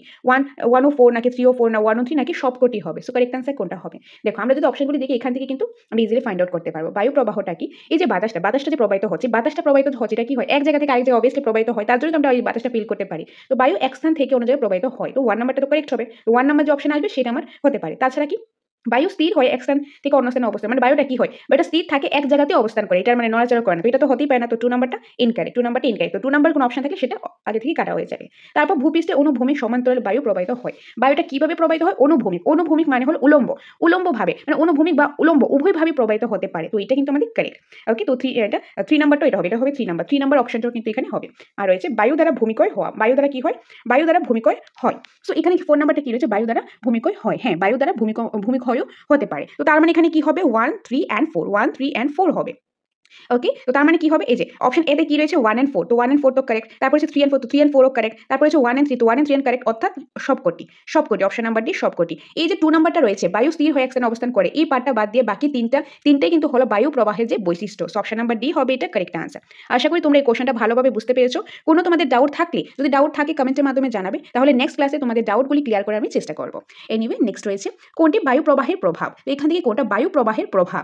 মাছের বংশবৃদ্ধি, ভূমিতে জলীয় বাষ্প হ্রাস পাওয়া, শব্দ তরঙ্গ বেড়ে যাওয়া, ভূমিক্ষয়। তো এখান থেকে কোনটা বায়ু প্রবাহের প্রভাব? দেখুন বায়ু প্রবাহ হচ্ছে, তার ফলে কি হতে পারে? তার ফলে ভূমিক্ষয় হতে পারে। কি হতে পারে? ভূমিক্ষয় কিন্তু হতে পারে। ধরো কোনো একটা জায়গায় মাটি, এখন ধরো কোনো একটা মরু অঞ্চলে যে এখানে বালি রয়েছে, বালি একটা স্তূপ রয়েছে, ধরো বালিয়াড়ি রয়েছে, এটা কি হলো? তো বায়ু প্রবাহ হচ্ছে, যে বাতাস আসলো, বাতাসের কারণে কি হলো? ধরো এরকম আছে, তো এটাকে নিচের দিকে এরকম সরে গেল, তাহলে কি হবে? এটা ভূমিটা ক্ষয় হচ্ছে, তো ভূমিক্ষয় হতে পারে। বায়ু প্রবাহের ফলে কি হতে পারে? ভূমিক্ষয় হতে পারে। Option number D. নেক্সট রয়েছে 163, বায়ু প্রবাহের ফলে কোন যন্ত্র ব্যবহার করে বিদ্যুৎ শক্তি উৎপাদন করা যায়? যে বায়ু প্রবাহের ফলে কোন যন্ত্রটা ব্যবহার করে বিদ্যুৎ শক্তি উৎপাদন করা যায়? কি হবে কারেক্ট আনসার? কারেক্ট আনসার হবে ঘূর্ণন যন্ত্র। এটাকে বলা হয় ঘূর্ণন যন্ত্র। ঘূর্ণন যন্ত্র ব্যবহার করে বিদ্যুৎ শক্তি উৎপাদন করা যায়। 163 এ রয়েছে বায়ু প্রবাহ ও সমুদ্র স্রোত একটি নির্দিষ্ট নিয়ম মেনে চলে। এই নিয়মে বায়ু প্রবাহ ও সমুদ্র স্রোত উত্তর গোলার্ধের ডান দিকে ও দক্ষিণ গোলার্ধের বাম দিকে বেঁকে যায়। উপরোক্ত এই বিষয়টি কোন সূত্র মেনে চলে? সো কারেক্ট আনসার হবে ফ্যারাডের সূত্র। কোন সূত্র? ফ্যারাডের সূত্র মেনে চলে। So option number B is the correct answer. Okay, so এই যে আমরা এমসিকিউস গুলো প্র্যাকটিস করছি, এই এমসিকিউস গুলো জানার আগে আমাদেরকে কিন্তু কনসেপ্ট জানতে লাগবে। আমরা বারবার প্রতিটা ক্লাসে সেম জিনিসটা কিন্তু বলি, কারণ কনসেপ্ট খুবই গুরুত্বপূর্ণ। অনেকেই তোমরা ভাবো যে হয়তো বা কয়েকটা এমসিকিউস পড়লে এনাফ হয়ে যায়, বাট না, এনাফ না, কোনো কিছু কিন্তু এনাফ না। পড়লে পড়ার শেষ নেই। অ্যাটলিস্ট আমরা যতটুকু পড়বো ততটুকু যাতে ভালোভাবে পড়তে পারি, তার জন্য আমাদের কনসেপ্টটা জানতে লাগবে ভালোভাবে, কারণ কনসেপ্ট জানলে যে কোনো কোশ্চেন আমরা আনসার করতে পারবো, ভালো একটা স্কোর কিন্তু করতে পারবো। তো এখন আমরা এই যে ক্লাসেসগুলো দেখলাম বা চাণক্য বেঁচে, তোমরা প্রতিটা ক্লাস দেখলে, ক্লাস দেখার পর তোমরা নোটস পড়লে, বই পড়লে, তোমরা এমসিকিউসগুলো প্র্যাকটিস করলে, সবই ঠিক আছে। এতটুকু করলে কি এনাফ? এতটুকু করলে কিন্তু এনাফ না। তোমাদের যে ক্লাস করলে, নোটস পড়লে, বই পড়লে, প্র্যাকটিস করলে, এগুলি করার পর একটা মোস্ট ইম্পর্টেন্ট এলিমেন্ট, সেটা হলো মক টেস্ট। তোমরা প্রতিনিয়ত মক টেস্ট দিতে পারো। মক টেস্ট দেওয়ার মাধ্যমে, মক টেস্টই একমাত্র উপায় যেটার মাধ্যমে তোমরা নিজেদেরকে যাচাই করতে পারবে। নিজেদেরকে যাচাই করার একটা উপায় কি? সেটা হলো mock test. Online mock test দাও, অফলাইন মক টেস্ট দাও, যেভাবে তোমাদের সুবিধা সেভাবেই তোমরা দাও। যে অনলাইন দিলে বাড়িতে বসে যে কোনো সময় তোমরা দিতে পারবে, বা অফলাইনে যদি দিতে চাও সেটাও তোমাদের মর্জি মতো তোমরা দিতে পারবে, বাড়িতে নিয়ে গিয়ে মক টেস্টটা দিতে পারবে। তো তোমাদের যেভাবে তোমাদের সুবিধা হয় সেটাই তোমরা দিতে পারবে। মক টেস্ট দেওয়া খুবই গুরুত্বপূর্ণ। তো তোমাদের যদি অনলাইন মক টেস্টের প্রয়োজন হয়, সেই সিস্টেমটা আমি বলে দিচ্ছি। Tripura TET two arts total 30টা মক টেস্টের সিরিজ পেয়ে যাবে তোমরা। তো 30টা মক টেস্ট, পার মক টেস্টের মধ্যে 150 করে কোশ্চেন। তো যেহেতু পার মক টেস্টে 150 করে কোশ্চেন, টোটাল 30টা মক টেস্টের সিরিজ, তাহলে 4500 কোশ্চেন তোমরা পেয়ে যাবে। কি কি সাবজেক্ট পেয়ে যাচ্ছ? সিডিপি থেকে 30টা কোশ্চেন, বেঙ্গলি থেকে 30টা, ইংলিশ থেকে 30টা, জিওগ্রাফি জিওগ্রাফি থেকে 15, পলিটি থেকে 15, হিস্ট্রি থেকে 15, এসএসটি প্যারাগজি থেকে 15, অর্থাৎ টোটাল হলো 150 মার্কস। এরকম 150 মার্কস করে টোটাল 30টা মক টেস্টের সেট পেয়ে যাবে, তার মানে 4500 কোশ্চেন্স পেয়ে যাবে। আর এই যে অনলাইনে মক টেস্টের সিরিজটা, এটা যদি তোমরা নাও তাহলে তোমরা কিন্তু আনলিমিটেড টাইম মক টেস্টগুলো অ্যাটেন্ড করতে পারবে, এনি টাইম তোমাদের সুবিধা মতো তোমরা অ্যাটেন্ড করতে পারবে। আর এটা হবে কমপ্লিটলি দ্য সাকসেস মাস্টার অ্যাপের মাধ্যমে, তোমরা যে কোনো সময় তোমরা এই মক টেস্টগুলো অ্যাটেন্ড করতে পারো। তো দ্য সাকসেস মাস্টার অ্যাপের মাধ্যমে তোমরা এই মক টেস্টটা নিতে পারো। এই মক টেস্টের অনলাইন মক টেস্টের প্রাইসটা হলো 499 হলো অনলাইন মক টেস্টের সিরিজের প্রাইসটা। ওকে, আর যদি তোমাদের অফলাইন মক টেস্টের প্রয়োজন হয় সেখানেও 30টা মক টেস্ট সিরিজ রয়েছে, আর মক টেস্টে 150 করে কোশ্চেন রয়েছে। তো সেটা যদি অফলাইনটা প্রয়োজন হয়, অফলাইনটা হলো 999। তো তোমাদের এখন অফলাইন প্রয়োজন হোক কিংবা অনলাইন প্রয়োজন হোক, যেভাবে তোমাদের প্রয়োজন সেটাই তোমরা নিতে পারো। সেটার জন্য তোমরা আমাদের সাথে যোগাযোগ করতে পারো দ্য সাকসেস মাস্টার অফিসিয়াল নাম্বারে। তাছাড়া তোমাদের যদি নোটসের প্রয়োজন হয়, টেট 1 হোক কিংবা টেট 2, বা তোমাদের ক্লাসেসের প্রয়োজন হোক, টেটের রিলেটেড যেটাই তোমাদের প্রয়োজন সেটার জন্য তোমরা আমাদের সাথে যোগাযোগ করতে পারো স্ক্রিনে দেওয়া নম্বর। ওকে, সো এটাই তোমাদের সাথে শেয়ার করা ছিল। আর কীভাবে কালেক্ট করবে সেই ব্যাপারে আমি পরে বলে দিচ্ছি, আগে ক্লাসগুলো সেরে নিই। সো 164 নম্বর কোশ্চেনে রয়েছে, বায়ু প্রবাহ ও সমুদ্র স্রোত উত্তর গোলার্ধের ডান দিকে ও দক্ষিণ গোলার্ধের বাম দিকে বেঁকে যায়। তার কারণটা কি? যে বায়ু প্রবাহ বা সমুদ্র স্রোত কি হয়, উত্তর গোলার্ধে একটু ডান দিকে আর দক্ষিণ গোলার্ধে বাম দিকে বেঁকে যায়। তার কারণটা কি? পৃথিবী পশ্চিম থেকে পূর্ব দিকে আবর্তনশীল, নিরক্ষরেখা থেকে মেরু অঞ্চলের দিকে আবর্তন করে, বায়ুর উচ্চচাপ থেকে নিম্নচাপ অঞ্চলের দিকে প্রবাহিত করে। নিচে কোনটি সঠিক? তো এখানে কারেক্ট আনসার কি হবে? কারেক্ট আনসার হবে পৃথিবী পশ্চিম থেকে পূর্ব দিকে আবর্তন করছে, এটা কিন্তু সঠিক হবে, অর্থাৎ অপশন নাম্বার এ। অপশন নাম্বার এ, পৃথিবী পশ্চিম থেকে পূর্ব দিকে আবর্তন করছে, আর এই কারণেই বায়ু প্রবাহ সমুদ্র স্রোত উত্তর গোলার্ধে কি হয়, ধরো পৃথিবী, ওকে পৃথিবী এটা হলো কি, এটা হলো উত্তর গোলার্ধ, এটা হলো দক্ষিণ গোলার্ধ। ওকে, তো এই যে কি হয়, এটা নর্থ, এটা হলো সাউথ। উত্তর গোলার্ধে কি হয়, উত্তর গোলার্ধে একটু ডান দিকে, এইভাবে ডান দিকে বেঁকে যায়, আর দক্ষিণ গোলার্ধে এভাবে বাম দিকে বেঁকে যায়। তার কারণ হলো পৃথিবী পশ্চিম থেকে পূর্ব দিকে আবর্তন করছে, অর্থাৎ এটা হলো পশ্চিম দিক, এটা হলো পূর্ব দিক। তো পশ্চিম থেকে পূর্ব দিকে আবর্তন করার কারণে, এইভাবে আবর্তন করার কারণে যে নর্থ সাইডে কি হয়, একটু ডান দিকে বেঁকে যায়, আর সাউথ সাইডে এটা বাঁ দিকে বেঁকে যায়। ওকে, নেক্সট রয়েছে 165, কোনটি স্থানীয় বায়ুর উদাহরণ নয়? এখান থেকে কোনটা স্থানীয় বায়ুর উদাহরণ নয়? কি কি রয়েছে? আদি, মৌসুমী, লো, কালবৈশাখী। তো এখান থেকে যে মৌসুমী বায়ু রয়েছে এটা কিন্তু স্থানীয় বায়ুর উদাহরণ নয়। মৌসুমী স্থানীয় বায়ুর উদাহরণ নয়। স্থানীয় বায়ু হলো এটা কি, এটা ছোট একটা এলাকা বা নির্ভর যে বায়ু প্রবাহ, যেরকম ধরো লো রয়েছে, কালবৈশাখী রয়েছে, কিন্তু যে মৌসুমী বায়ু এটা কিন্তু স্থানীয় বায়ু নয়। অন্যদিকে লো, কালবৈশাখী এগুলি হলো স্থানীয় বায়ু, আদি এগুলি হলো স্থানীয় বায়ু, কিন্তু মৌসুমীটা কি, মৌসুমীটা স্থানীয় বায়ু নয়, কারণ এখানে নয় বলা হয়েছে। নেক্সট রয়েছে 166, ফ্যারাডের সূত্র অনুযায়ী কোনটি বায়ু প্রবাহের দিক? যে ফ্যারাডের সূত্র অনুযায়ী কোনটি বায়ু প্রবাহের দিক, যে বায়ুটা যে প্রবাহিত হবে সেটা কোন দিকে হয়? সেটা হয় উত্তর গোলার্ধের ডান দিকে, দক্ষিণ গোলার্ধের বাম দিকে। কিভাবে? দেখো, এটা হলো যে পৃথিবী, এটা জানি আমরা ওয়েস্ট, এটা হলো ইস্ট, এটা হলো নর্থ, এটা হলো সাউথ। তো পৃথিবী কি হয়, পৃথিবী এই যে পশ্চিম থেকে পূর্ব দিকে এটা বিস্তৃত হয়। তো এইভাবে যে আবর্তনটা করছে, এইভাবে আবর্তন করার কারণে এই যে নর্থ সাইড, তো উত্তর গোলার্ধে এটা ডান দিকে একটু বেঁকে যায়, আর এই যে দক্ষিণ দিকে এটা বাঁ দিকে বেঁকে যায়। বায়ু প্রবাহ কিভাবে যায়? বায়ু প্রবাহটা যায় যে উত্তর গোলার্ধের ডান দিকে আর দক্ষিণ গোলার্ধের বাম দিকে। সো অর্থাৎ অপশন নাম্বার এখানে কি রয়েছে দেখো, উত্তর গোলার্ধের এই যে ডান দিকে, দক্ষিণ গোলার্ধের বাম দিকে, অপশন নাম্বার ডি। 167 রয়েছে, সমুদ্র থেকে শীতল ও উচ্চচাপযুক্ত বায়ু মূল ভাগের দিকে প্রবাহিত হয়, কারণ হলো সমুদ্র বায়ু, স্থল বায়ু, মৌসুমী বায়ু, স্থানীয় বায়ু। কারেক্ট আনসার হবে কি? কারেক্ট আনসার হবে এটি সমুদ্র বায়ু। এটি হলো সমুদ্র বায়ু। যে সমুদ্র থেকে যে শীতল ও উচ্চচাপযুক্ত যে বায়ু যে মূল ভাগের দিকে প্রবাহিত হয় সেটা হলো কি, সমুদ্র বায়ু। অপশন নাম্বার এ হবে এটা কারেক্ট আনসার, সমুদ্র বায়ু। 168 রয়েছে, বৃষ্টিপাত কয় প্রকার? যে বৃষ্টিপাত রয়েছে সেটা কয় প্রকার? সেটা হলো 4 প্রকার। কয় প্রকার? 4 প্রকার। এখন সেই 4 প্রকার যদি কি সেটা কি হবে? সেটা হবে শৈলক্ষেপ, তোমরা মনে রাখবে, শৈলক্ষেপ, সংঘর্ষ বৃষ্টি, প্লাবল বৃষ্টি, তারপর হচ্ছে মৌসুমী বৃষ্টি। তো বৃষ্টিপাত কয় প্রকার? 4 প্রকার। কি কি? শৈলক্ষেপ বৃষ্টি, সংঘর্ষ বৃষ্টি, প্লাবল্য বৃষ্টি, মৌসুমী বৃষ্টি। নেক্সট রয়েছে 169, শৈলক্ষেপ বৃষ্টিপাতে কোন ঢালে বৃষ্টিপাত ঘটে? যে আমি একটু আগেই বলেছি বৃষ্টিপাত হলো 4 ধরনের, শৈলক্ষেপ, সংঘর্ষ, প্লাবল্য, মৌসুমী। তার মধ্যে থেকে এখন একটা কোশ্চেন আসলো শৈলক্ষেপ থেকে। শৈলক্ষেপ এক ধরনের বৃষ্টি। তো এই যে শৈলক্ষেপ বৃষ্টিপাত হয় সেটা কোন ঢালে বৃষ্টিপাতটা হয়? অনুপাদিত, প্রতিপাত নাকি প্রতিপাত ঢালে? তো কোনটা কারেক্ট আনসারটা কি হবে? এখানে কারেক্ট আনসারটা হবে অপশন নাম্বার সি। ওকে, নেক্সট 170, সংঘর্ষ বৃষ্টি কোন দুটি বায়ু মুখোমুখি হয়? যে একটু আগে বললাম যে বৃষ্টি কিছু ধরন রয়েছে, যেরকম তার মধ্যে একটা হলো সংঘর্ষ বৃষ্টিপাত। তো এই যে সংঘর্ষ বৃষ্টিতে কোন দুটি বায়ু মুখোমুখি হয়? উষ্ণ ও শীতল, শীতল ও নাতিশীতোষ্ণ, বরফ কণা ও গরম বায়ু, তারপর রয়েছে ঘন ও শিশিরাঙ্ক। কারেক্ট আনসার কোনটা হবে? উষ্ণ ও শীতল। উষ্ণ ও শীতল, যে সংঘর্ষ বৃষ্টিতে কি হয়, যে উষ্ণ বায়ু আর শীতল বায়ু এগুলি কি হয়, মুখোমুখি হয়, সংঘর্ষ হয়, এগুলি সংঘর্ষ হওয়ার কারণে বৃষ্টিপাতটা হয়, ওইটাই হলো সংঘর্ষ বৃষ্টিপাত। অপশন নাম্বার এ হবে এটা কারেক্ট আনসার। নেক্সট রয়েছে 171, বায়ু জলীয় বাষ্প ধারণ ক্ষমতা নির্ভর করে কোনটির ওপর? বায়ু যে জলীয় বাষ্পটা ধারণ করে সেটা কিসের উপর নির্ভর করে? বায়ুর চাপ, বায়ুর উষ্ণতা, বায়ুর প্রকৃতি, বায়ুর ঘনত্ব। সো কারেক্ট আনসারটা কি হবে? কারেক্ট আনসারটা হবে যে অপশন নাম্বার বি, বায়ুর উষ্ণতা। বায়ু যে জলীয় বাষ্প রয়েছে সেই জলীয় বাষ্পটা কি হয়, সেটা ধারণ করার ক্ষমতাটা নির্ভর করে বায়ুর উষ্ণতার উপর। বায়ুর উষ্ণতার উপর ডিপেন্ড করে যে বায়ু জলীয় বাষ্প ধারণ ক্ষমতাটা। So option number B is the correct answer. 172, বায়ুমণ্ডলের জলীয় বাষ্পের পরিমাণ কত? যে বায়ুমণ্ডলের জলীয় বাষ্পের পরিমাণ কত? সেটা কি হবে? সেটা হবে 1% কম। কত? 1%-এরও কম। বায়ুমণ্ডলের জলীয় বাষ্পের যে পরিমাণ সেটা একদম 1% থেকেও কম। So option number C. 173 greenhouse gas কোনটি, যেখান থেকে গ্রিন হাউস গ্যাস কোনটি। তো গ্রিন হাউস গ্যাস কোনটি কি কি রয়েছে, অক্সিজেন ও ধূলিকণা, নাইট্রোজেন ও জল, কার্বন ডাইঅক্সাইড ও মিথেন, জল ও তাপ। কারেক্ট আনসার কার্বন ডাইঅক্সাইড ও মিথেন, এগুলি হলো গ্রিন হাউস গ্যাস। ওকে, গ্রিন হাউস গ্যাসের এক্সাম্পল হলো কার্বন ডাইঅক্সাইড, মিথেন, এগুলি হলো গ্রিন হাউস গ্যাসের উদাহরণ। নেক্সট রয়েছে 174 জলবায়ু পরিবর্তনের প্রভাব কোনটি, যে জলবায়ু যে পরিবর্তন হচ্ছে তার প্রভাবটা, জলবায়ু পরিবর্তনের প্রভাব কোনটি। গাছপালা বৃদ্ধি পাওয়া, খরা, বন্যা, জলোচ্ছ্বাস, জনসংখ্যা বৃদ্ধি পাওয়া, কলকারখানা বৃদ্ধি পাওয়া। সো কারেক্ট আনসারটা কি হবে, কারেক্ট আনসার হবে খরা, বন্যা, জলোচ্ছ্বাস। যদি জলবায়ু যে পরিবর্তন, জলবায়ু পরিবর্তনের প্রভাব হলো খরা, এই যে খরা হচ্ছে বা বন্যা হচ্ছে বা জলোচ্ছ্বাস হচ্ছে, এগুলি হলো জলবায়ু পরিবর্তনের প্রভাব। Option number B. 175 রয়েছে জাতিসংঘ জলবায়ু পরিবর্তনের কয়টি ঝুঁকিপূর্ণ দিক চিহ্নিত করেছেন, যে জাতিসংঘ জলবায়ু পরিবর্তনে কয়টি ঝুঁকিপূর্ণ দিক চিহ্নিত করেছেন, সেটা হলো 5টি। কয়টি হবে, 5টি। অপশন নাম্বার সি 5টি। 176 বর্তমানে জলবায়ু পরিবর্তনে পরিবেশে তাপ শোষণের মাত্রা বৃদ্ধি পেয়েছে, উষ্ণতা বৃদ্ধি করেছে। তাপমাত্রা বৃদ্ধির ফলে সমুদ্র জলের উচ্চতা বৃদ্ধি পাচ্ছে। এই উষ্ণতা বৃদ্ধির প্রক্রিয়াটিকে কি বলে। সো কারেক্ট আনসার কি হবে, কারেক্ট আনসার গ্রিন হাউস প্রভাব। কি বলে, গ্রিন হাউস এফেক্ট।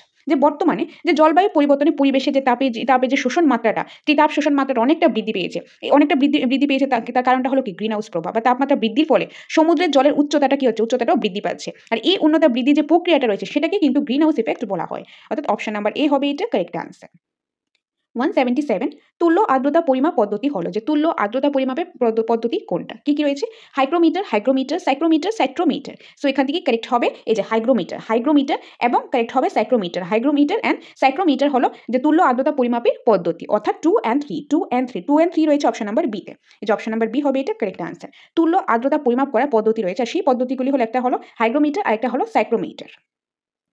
178 তুল্য আর্দ্রতার সঙ্গে কিসের সম্পর্ক আছে, যে তুল্য আর্দ্রতার সঙ্গে কিসের সম্পর্ক আছে, শিশিরাঙ্কের সম্পর্ক আছে। তুল্য আর্দ্রতার সঙ্গে শিশিরাঙ্কের সম্পর্ক আছে। 179 কুয়াশা দেখতে কিসের মতো, যে কুয়াশা রয়েছে সেটা কিসের মতো দেখতে, মেঘের মতো, ধূলিকণার মতো, বৃষ্টির মতো, ধোঁয়ার মতো। যে কুয়াশাটা দেখতে কিন্তু ধোঁয়ার মতো হয়, যে কুয়াশা দেখতে কিসের মতো, অবভিয়াসলি ধোঁয়ার মতো। Option number D. 180 কোনটি মেঘের বৈশিষ্ট্য নয়, এখান থেকে কোনটা মেঘের বৈশিষ্ট্য নয়। মেঘ ও বজ্রঝড় একই বস্তু নয়। মেঘ অসংখ্য জলকণা ও বরফকণা সৃষ্টি। মেঘ হলো জলীয় বাষ্পের ঘনীভূত রূপ। মেঘ হলো তুষারকণার সঙ্গে কুয়াশা মিলিত রূপ। এই কোশ্চেনটা আনসার করতে গেলে আমাদের কিন্তু মেঘের কি কি বৈশিষ্ট্য রয়েছে সেটা জানতে লাগবে, তাহলে আমরা ফাইন্ড আউট করতে লাগবে যে কোনটা মেঘের বৈশিষ্ট্য নয়। তো আমরা জানি যে মেঘটা কি, মেঘ হলো যে অসংখ্য জলকণা রয়েছে বা বরফকণা রয়েছে, এগুলি মিলিত হয়ে কিন্তু মেঘ হচ্ছে, সেখান থেকে বৃষ্টি হচ্ছে। বা মেঘটা কি, জলীয় বাষ্প ঘনীভূত রূপ। যে মেঘ কি হচ্ছে, যে জলীয় বাষ্প, আমরা যে ছোটবেলায় ওয়াটার সাইকেল পড়েছিলাম, তো সেটা জানলে কিন্তু আমরা এটা আনসার করতে পারি। তো মেঘটা কি, মেঘটা হলো অসংখ্য জলকণা বা বরফকণার সৃষ্টি, জলীয় বাষ্পের যে ঘনীভূত রূপ সেটা হলো মেঘ। বা মেঘ হলো তুষারকণার সঙ্গে, যে তুষার রয়েছে, তুষারের সাথে কুয়াশাটা মিক্সড হয়, তো তুষারকণা আর কুয়াশা মিলিত যে রূপটা সেটাই হলো মেঘ। তাহলে এখান থেকে এই তিনটা কিন্তু বৈশিষ্ট্য, কিন্তু বৈশিষ্ট্য নয় কোনটা, মেঘ ও বজ্রঝড় একই বস্তু নয়, এটা এখানে সঠিক নয়, এটা মেঘের কোনো বৈশিষ্ট্য নয়। সো অপশন নাম্বার এ হবে এটা correct answer according to this question, কারণ এখানে নয় বলা হয়েছে। 181 রয়েছে অনুভূমিক বায়ু সঞ্চালন ও বিকিরণজনিত কুয়াশার বৈশিষ্ট্য, যে অনুভূমিক বায়ু সঞ্চালন, ও বিকিরণজনিত যে কুয়াশা তার বৈশিষ্ট্য কি কি রয়েছে। উষ্ণ ও আর্দ্র বায়ু ভূপৃষ্ঠে তাপ বিকিরণ করে শীতল হয়ে যায়। উষ্ণ ও শীতল বায়ু সমুদ্র পৃষ্ঠে পতিত হয়। হঠাৎ ভারীপাত এবং শিশির কণা উষ্ণ হয়, যেটা উষ্ণ হবে। সমুদ্র উপকূল ও বৃহৎ হ্রদে এই ধরনের কুয়াশা দেখা যায়। তো এখান থেকে কোনটা সঠিক হবে, উষ্ণ আর্দ্র বায়ু ভূপৃষ্ঠ তাপ বিকিরণে শীতল হয়ে যায়। উষ্ণ আর্দ্র বায়ু কি হয়, ভূপৃষ্ঠে যে তাপটা বিকিরণ করে সেটাতে শীতল হয়ে যায়। তাছাড়া সমুদ্র উপকূল ও বৃহৎ হ্রদে এই ধরনের কুয়াশা দেখা যায়। অর্থাৎ 1 and 4 রয়েছে অপশন নাম্বার ডি তে, option number D. So correct answer হবে অপশন নাম্বার ডি। 182 রয়েছে মেঘকে প্রধানত কয় ভাগে ভাগ করা যায়, যে মেঘ রয়েছে, মেঘকে কয়েক ভাগে ভাগ করা যায়। তো কয় ভাগে ভাগ করা যায়, 3 ভাগে ভাগ করা যায়। অপশন নাম্বার এ 3 ভাগে ভাগ করা যায়। তো এই যে মেঘকে 3 ভাগে ভাগ করা যায়, তোমরা যদি জেনে থাকো সেটা তোমরা কমেন্টের মাধ্যমে অবশ্যই জানাবে। তো এটা তোমাদের হোমওয়ার্ক রইল। ওকে, তো মেঘকে 3 ভাগে ভাগ করা যায়, সেগুলি কি কি সেটা তোমাদের হোমওয়ার্ক রইল। নেক্সট 183 কোন শক্তির প্রভাবে বায়ুমণ্ডল পৃথিবীর গায়ে লেগে আছে, যে কোন শক্তির প্রভাবে যে বায়ুমণ্ডল রয়েছে সেটা পৃথিবীর গায়ে লেগে আছে। তড়িৎ শক্তি, মাধ্যাকর্ষণ শক্তি, তারপরে মাধ্যাকর্ষণ শক্তি, যান্ত্রিক শক্তি। সো কারেক্ট আনসার অফকোর্স মাধ্যাকর্ষণ শক্তি হবে। কি হবে, মাধ্যাকর্ষণ শক্তি হবে। মাধ্যাকর্ষণ শক্তির প্রভাবে বায়ুমণ্ডলগুলি রয়েছে সেটা পৃথিবীর গায়ে লেগে আছে। Option number C. 184 বায়ুমণ্ডলের শতকরা কত ভাগ ভূপৃষ্ঠ থেকে ঊর্ধ্বে 29 কিলোমিটারের মধ্যে অবস্থিত, যে বায়ুমণ্ডলের শতকরা কত ভাগ ভূপৃষ্ঠ থেকে তার যে 29 কিলোমিটার ঊর্ধ্বে অবস্থিত। সো কারেক্ট আনসারটা কি হবে, কারেক্ট আনসার হবে প্রায় 80%। নেক্সট 185 বায়ুমণ্ডলের প্রধান উপাদান কোনটি, যে মণ্ডলে কিছু উপাদান রয়েছে, তার মধ্যে প্রধান উপাদান কোনটি, জলীয় বাষ্প, আর্গন, অক্সিজেন, নাইট্রোজেন। তো প্রধান উপাদান, তো আমরা এমনিতে জানি যে উপাদানগুলি কি কি রয়েছে, বিভিন্ন গ্যাসীয় উপাদান রয়েছে। বিভিন্ন গ্যাসীয় উপাদানের মধ্যে যেরকম nitrogen, oxygen, carbon dioxide, argon, methane, এরকম কিছু রয়েছে। তাছাড়া ধূলিকণা রয়েছে, জলীয় বাষ্প রয়েছে। এই সবগুলি কিন্তু বায়ুমণ্ডলের উপাদান। তার মধ্যে প্রধান উপাদান আমরা সেটা ধরতে পারি যেটা সবচেয়ে বেশি রয়েছে। তো সবচেয়ে বেশি রয়েছে নাইট্রোজেন। সবচেয়ে বেশি রয়েছে কোন উপাদানটা, নাইট্রোজেন। তো নাইট্রোজেন প্রায় 78% রয়েছে। নেক্সট 186, বায়ুমণ্ডলে কোনো উপাদান প্রাণীর শ্বাসকার্যের জন্য অপরিহার্য। যে বায়ুমণ্ডলে কোন উপাদান প্রাণীর শ্বাসকার্যের জন্য, যে প্রাণীরা রয়েছে, প্রাণীদের শ্বাস নেওয়ার জন্য কোনটা অপরিহার্য, সেটা obviously oxygen. Option number B oxygen. তো অক্সিজেন প্রায় কত আছে, প্রায় 21%, 20 পয়েন্ট সামথিং রয়েছে, তো প্রায় আমরা বলতে পারি 21%। 187, উপাদানগত দিক থেকে বায়ুমণ্ডলকে প্রধানত কয়টি স্তরে বিভক্ত করা যায়? যে কিসের উপাদানগত দিক থেকে, তো সেটা হবে দুইটি। কি হবে? দুইটি। উপাদানগত দিক থেকে হলে সেটা হবে দুইটি। সেই দুইটা কি কি? একটা হলো সমমণ্ডল আর একটা হলো বিষমমণ্ডল। ওকে, তো সমমণ্ডল কোনটা? সমমণ্ডল হলো যে ভূপৃষ্ঠ থেকে যে প্রায় 80 কিলোমিটার পর্যন্ত যে উচ্চতার মধ্যে যেগুলো রয়েছে সেগুলি হলো সমমণ্ডল, যেরকম ট্রপোস্ফিয়ার, স্ট্র্যাটোস্ফিয়ার এন্ড মেসোস্ফিয়ার। আর বিষমমণ্ডল হলো 80 কিলোমিটার উপরে যেটা রয়েছে, এক্সোস্ফিয়ার, থার্মোস্ফিয়ার, এগুলি হলো কি? এগুলি হলো বিষমমণ্ডল আন্ডারে আসবে। তো উপাদানগত দিক থেকে বায়ুমণ্ডলকে দুই ভাগে ভাগ করা যায়, সমমণ্ডল আর একটা হলো বিষমমণ্ডল। নেক্সট 189, ভূপৃষ্ঠের নিকটবর্তী বায়ুমণ্ডলে কোন স্তরে রয়েছে? যে ভূপৃষ্ঠের নিকটবর্তী, ভূপৃষ্ঠের কাছে বায়ুমণ্ডলে কোন স্তরটা আছে? তো বায়ুমণ্ডলে অনেক স্তর রয়েছে, যেরকম troposphere, stratosphere, mesosphere, exosphere, thermosphere, magnetosphere, এই যে স্তরগুলো রয়েছে তার মধ্যে সবচেয়ে ভূপৃষ্ঠ থেকে সবচেয়ে কাছে কোনটা, নিকটবর্তী মানে কাছে কোনটা, সবচেয়ে নিচে কোনটা? তো সেটা হলো ট্রপোস্ফিয়ার। কোনটা হবে? ট্রপোস্ফিয়ার। সবচেয়ে নিচে যেটা রয়েছে, ভূপৃষ্ঠে যেটা কাছে রয়েছে, সেটা ট্রপোস্ফিয়ার।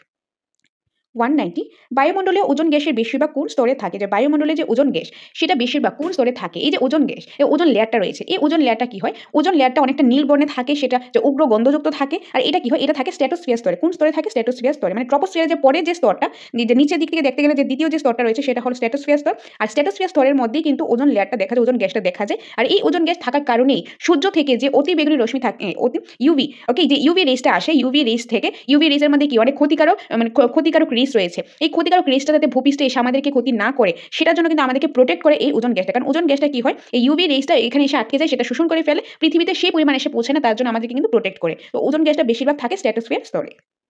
নেক্সট রয়েছে 191, সাধারণত বায়ুমণ্ডলে কত সময়ের অবস্থাকে আবহাওয়া বলা হয়? যে সাধারণত বায়ুমণ্ডলে কত সময়ের অবস্থাকে আবহাওয়া বলা হয়? তো আবহাওয়া রোজই চেঞ্জ হতে থাকে, তো এটা আমরা বলতে পারি একদিন, অর্থাৎ প্রতিদিনের যেটা আছে। অপশন নাম্বার এ। নেক্সট 192, জলবায়ু বলতে বিজ্ঞানীরা কত সময়ের আবহাওয়ার গড় ফলকে বুঝেছেন? যে জলবায়ু বলতে প্রায় 30-40 বছরের, কত বুঝিয়েছেন? প্রায় 30-40 বছরের যে সময়টা রয়েছে সেই সময়ের যে আবহাওয়া যে গড় ফলকে বুঝিয়েছেন জলবায়ু। Option number B. 193 এ রয়েছে, ভূপৃষ্ঠের জলবায়ুর বিভিন্নতা দেখা যায় কোনটির ভিত্তিতে? যে ভূপৃষ্ঠের মধ্যে কি জলবায়ুর বিভিন্নতা দেখা যায়, সেটা কোনটার ভিত্তিতে? বায়ুচাপের, অঞ্চলের, বায়ুতাপের, বৃষ্টিপাতের। তো সেটা হবে বৃষ্টিপাতের। ভূপৃষ্ঠের জলবায়ুর বিভিন্নতা দেখা যায়, তার কারণ হলো বৃষ্টিপাতের ভিত্তিতে। Option number D is the correct answer. 194 এ রয়েছে, 1 ডিগ্রি অক্ষাংশের পার্থক্যের জন্য তাপমাত্রার পার্থক্য কত হয়? যে 1 ডিগ্রি অক্ষাংশ রয়েছে, আমরা অক্ষাংশ দ্রাঘিমাংশ পড়েছি, তো 1 ডিগ্রি অক্ষাংশ যে পার্থক্য রয়েছে সেই জন্য পার্থক্যের জন্য তাপমাত্রার পার্থক্যটা কত হয়? তো সেটা হয় 1 ফারেনহাইট। কত হয়? 1 Fahrenheit. Option number B 1 Fahrenheit. ভালোভাবে জিনিসটা মাথায় রাখবে। নেক্সট রয়েছে 195, প্রতি 100 মিটার উচ্চতার পার্থক্যের জন্য তাপমাত্রার পার্থক্য কত হয়? যে প্রতি 100 মিটার উচ্চতা, যে প্রতি 100 মিটার উপরে যাচ্ছে, 100 মিটার উচ্চতার যে মধ্যে পার্থক্য, ধরো কথা বলতে এখানে 100 রয়েছে, এখানে 200 রয়েছে, তো 100 থেকে 200 মিটারের যে উচ্চতাটা, এই উচ্চতার মধ্যে যে পার্থক্যটা, কিসের পার্থক্য? তাপমাত্রার যে পার্থক্যটা রয়েছে সেটা কত সেন্টিগ্রেড? সেটা হলো 1 সেন্টিগ্রেড। কত centigrade? 1 centigrade. So option number A is the correct answer. 196 এ রয়েছে, বায়ু প্রবাহের সঙ্গে কোনটি থাকলে প্রচুর বৃষ্টিপাত হয়? যে বায়ু প্রবাহের সাথে ধূলিকণা, কার্বন ডাই অক্সাইড, উদ্ভিদকণা, জলীয় বাষ্প, এখান থেকে কোনটা থাকলে প্রচুর পরিমাণে বৃষ্টিপাত হয়? সেটা কি হবে? জলীয় বাষ্প। বায়ু প্রবাহে বাতাসের মধ্যে যদি জলীয় বাষ্প থাকে তাহলে কি হবে? জলীয় বাষ্প বেশি থাকলে প্রচুর পরিমাণে বৃষ্টিও হবে। Option number D. 197 এ রয়েছে, মেরু অঞ্চলে বায়ুতে কোনটির পরিমাণ তুলনামূলকভাবে কম থাকে? যে মেরু অঞ্চলে বায়ুতে কোনটির পরিমাণ তুলনামূলকভাবে কম থাকে? অক্সিজেন, নাইট্রোজেন, জলীয় বাষ্প, উদ্ভিদকণা। কারেক্ট আনসার জলীয় বাষ্প। মেরু অঞ্চলে জলীয় বাষ্প, মেরু অঞ্চলে যে বায়ু রয়েছে, মেরু অঞ্চলে বায়ুতে জলীয় বাষ্প তুলনামূলকভাবে কম থাকে। Option number C. 198, নিরক্ষরেখা থেকে 5 ডিগ্রি উত্তর ও 5 ডিগ্রি দক্ষিণ অক্ষাংশের মধ্যে কোন বায়ুচাপ রেখাটি অবস্থিত? উচ্চচাপ বলয়, নিম্নচাপ বলয়, মকরীয় উচ্চচাপ বলয়, কর্কটীয় উচ্চচাপ বলয়। সো কারেক্ট আনসার হবে নিম্নচাপ বলয়। কি হবে? নিম্নচাপ বলয়। যে নিরক্ষরেখা রয়েছে, ধরো এটা হলো যে পৃথিবীটা, যদি অক্ষরেখাগুলি দেখি মাঝখানে এটা নিরক্ষরেখা মানে 0 ডিগ্রি, তো এটা হলো কি উত্তর দিকে নর্থ, এটা হলো সাউথ। তো এই যে এদিক থেকে উত্তরে 5 ডিগ্রি উত্তর, 5 ডিগ্রি, আর এদিকে হলো 5 ডিগ্রি দক্ষিণ। তো এই যে 5 ডিগ্রি উত্তর আর 5 ডিগ্রি দক্ষিণে যে জায়গাটা রয়েছে, এই জায়গার মধ্যে কোন বায়ুচাপ অবস্থিত? এখানে নিম্ন বলয় বায়ুচাপ অবস্থিত। অপশন নাম্বার বি নিম্নচাপ বলয়। 199, সমুদ্র সমতলে 1 বর্গ সেন্টিমিটারে স্থানে বায়ুচাপ কত হয়? So correct answer 1.03 KG. 1.03 KG. Option number C. Last question আজকের ক্লাসে, বায়ুচাপ কোন যন্ত্র দিয়ে পরিমাপ করা হয়? বায়ুচাপ ব্যারোমিটার যন্ত্র দিয়ে পরিমাপ করা হয়। Barometer. Option number B barometer.